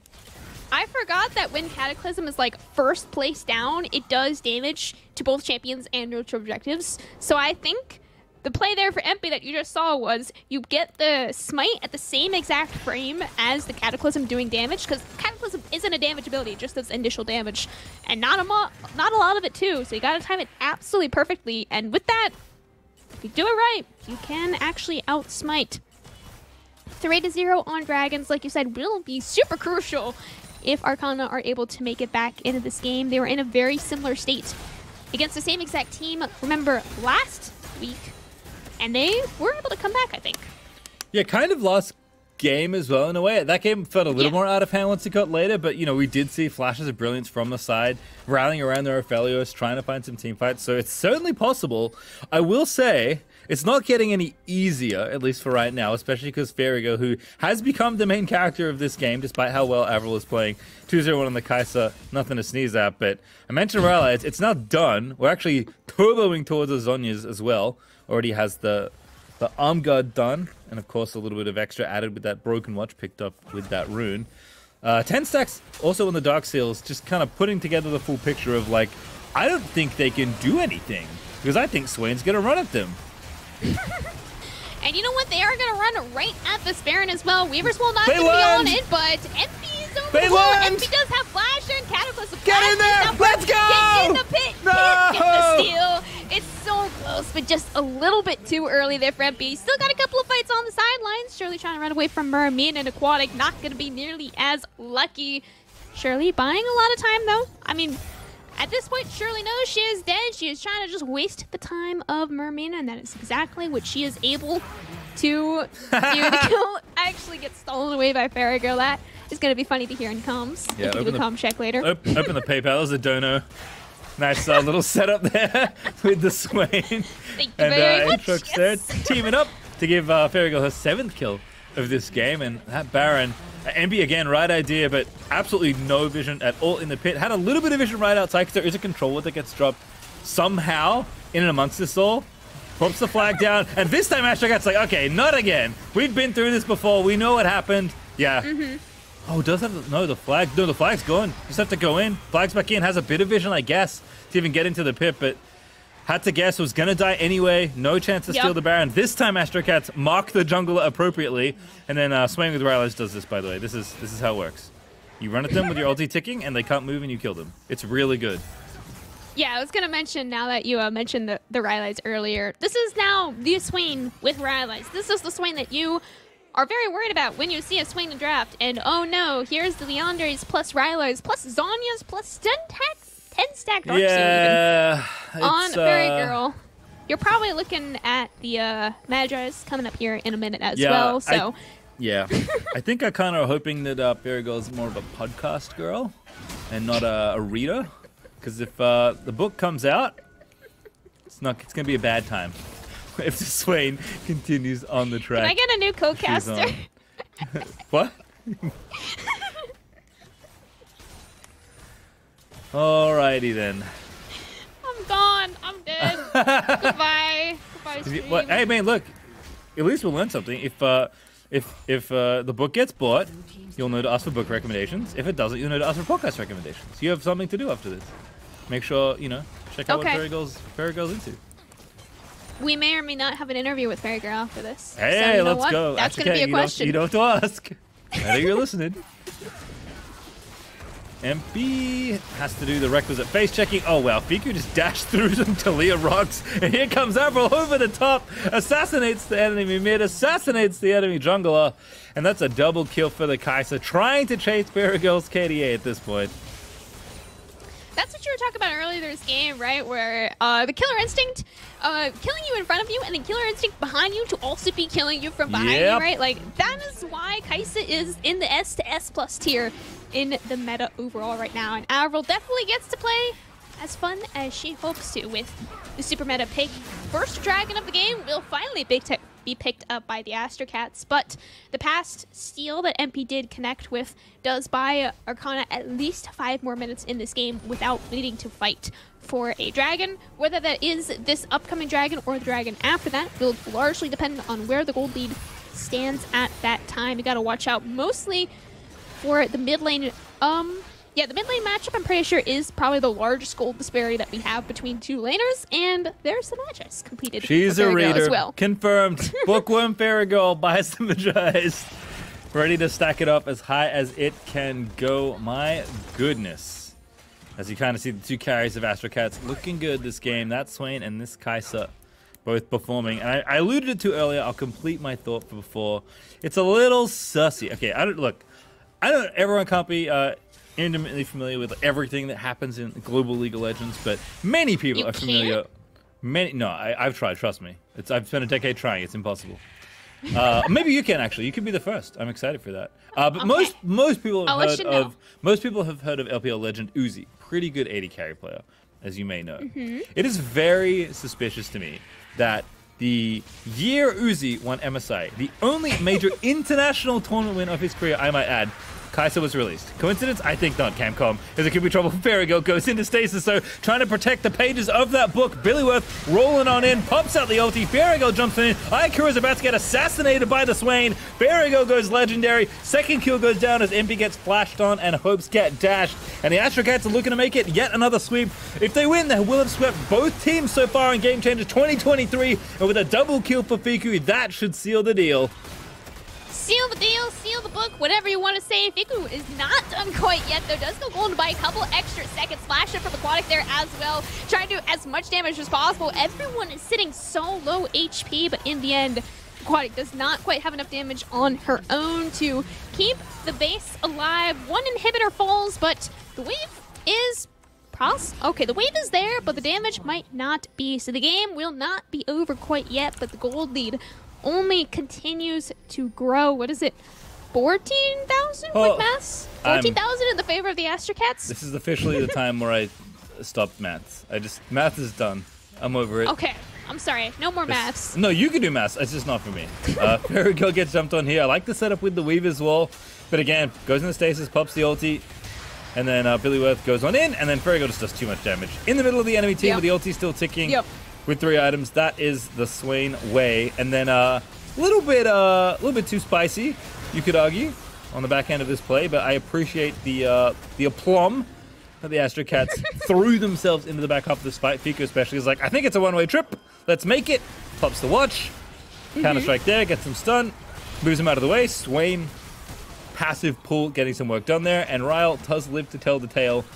Barely. He's the only one. Yeah, just barely. I think there was definitely a world that Astrocats could have ended there, but it was definitely a lot more risky for them to end there than in a world where they perfectly ace and they already have an inhibitor taken. It is quite hard to end the game from an ace if all 3 inhibitor turrets are in fact still alive. So at this point in the game, if there is another ace for Astrocats, that will most likely actually be the end of the game, as they have now picked up their 2nd Baron in game number 4 today, and the gold lead has only continued to grow by any metric whatsoever, but that does not mean Arcana is out of the game.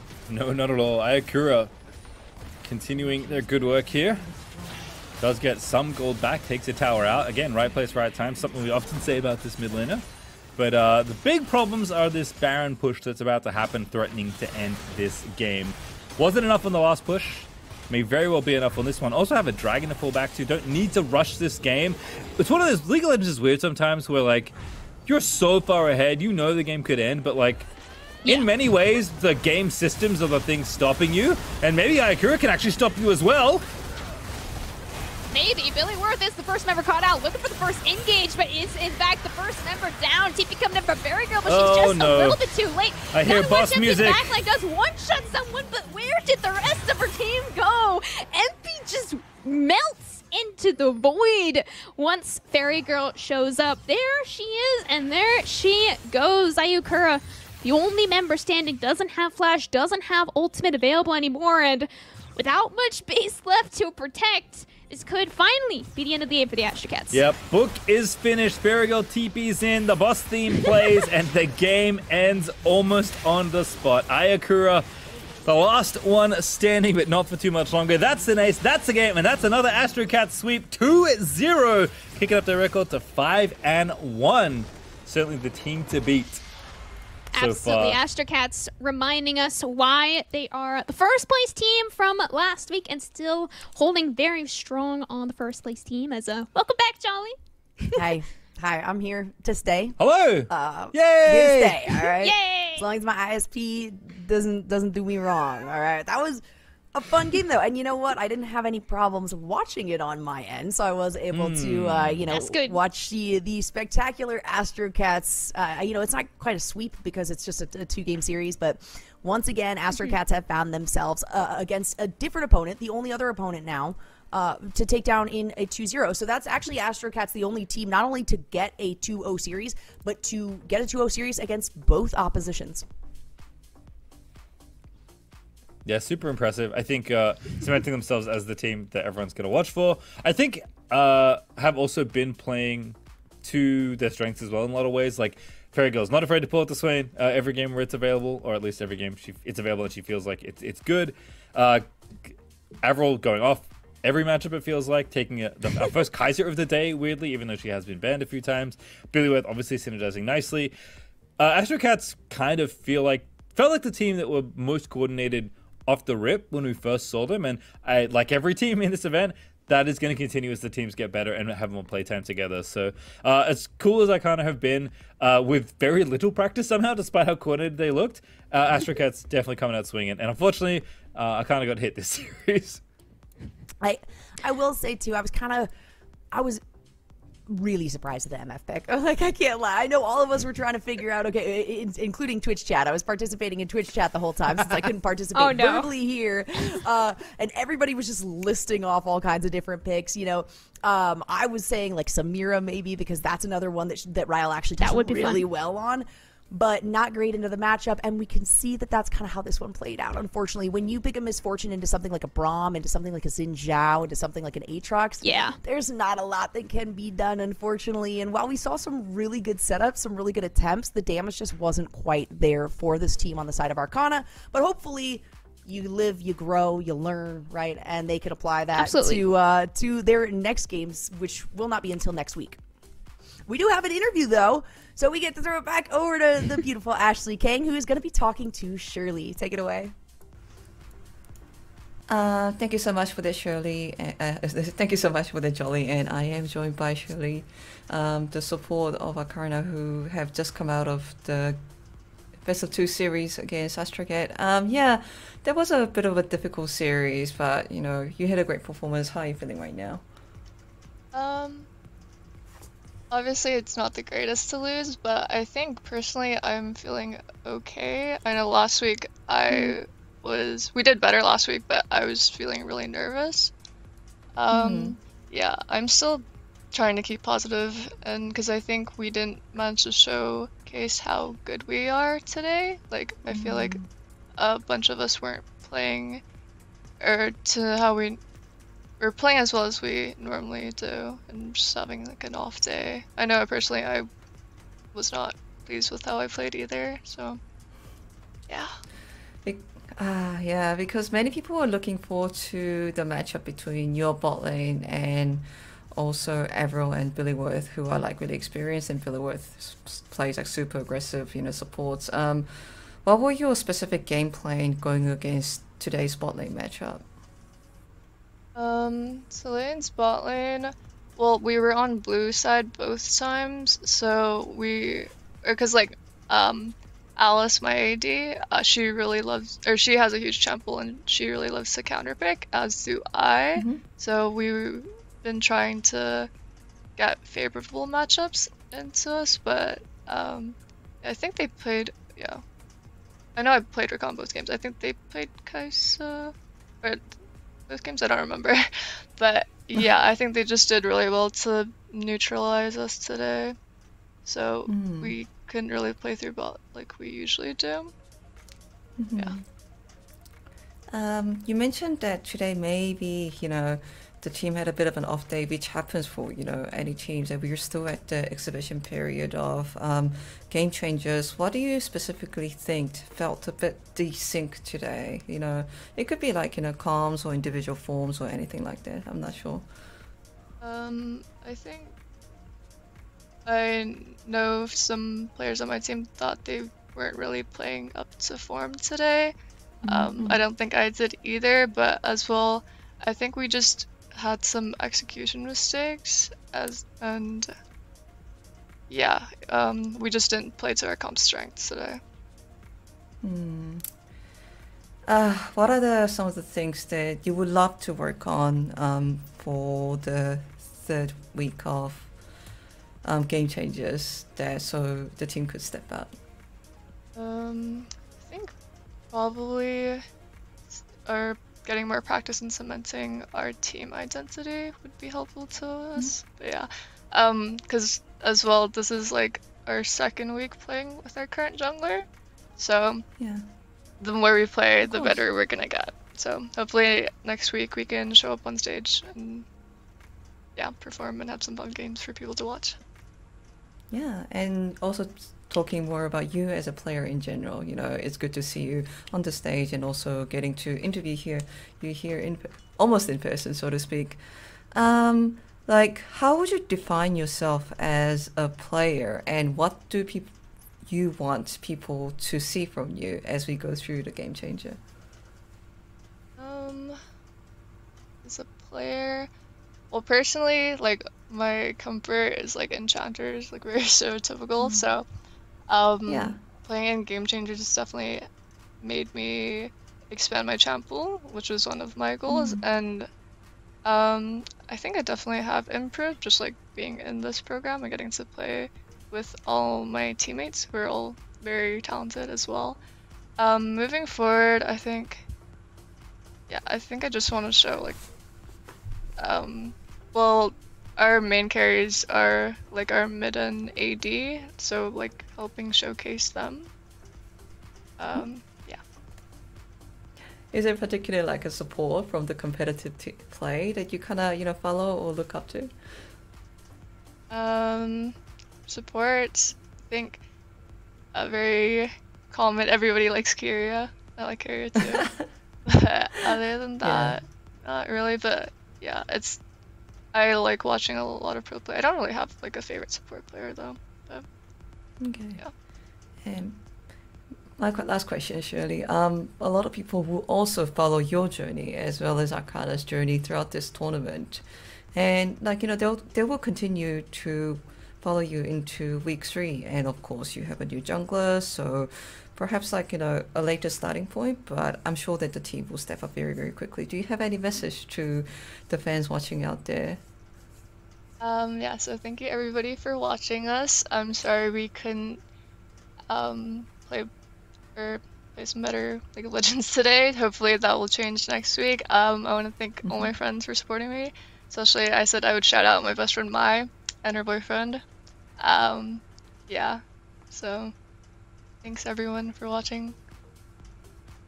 And thank you for the interview, and best of luck for the rest of the game changers, Shirley. Thank you so much for your time. Thank you for talking with me. Thank you. And back to you, casters. Thank you, Ashley. There were so many smiles in that interview, and I love to see everybody involved in this with such big smiles. And it's always kind of difficult, I can imagine. I mean, I obviously haven't done one myself, but difficult to do an interview after losing, especially 2 back-to-back, right? And it was played really well. That bottom lane, Ryle and Shirley played incredibly well, so it's so hard to come in and feel bad about yourself, but we really appreciate being able to talk to as many gals here as possible, Cam. Absolutely. I love all of the interviews. I love as well that Shirley mentioned that her favorite support is Kyria. Keria is also my favorite support. I actually have a jersey of Keria. I went to Seoul over the summer, and I made sure, like, on the last day I was there for 1 month. On the last day, I was like, I am going to T1, and I am buying a Keria jersey today. And that was all I did on the very last day I was there. So great.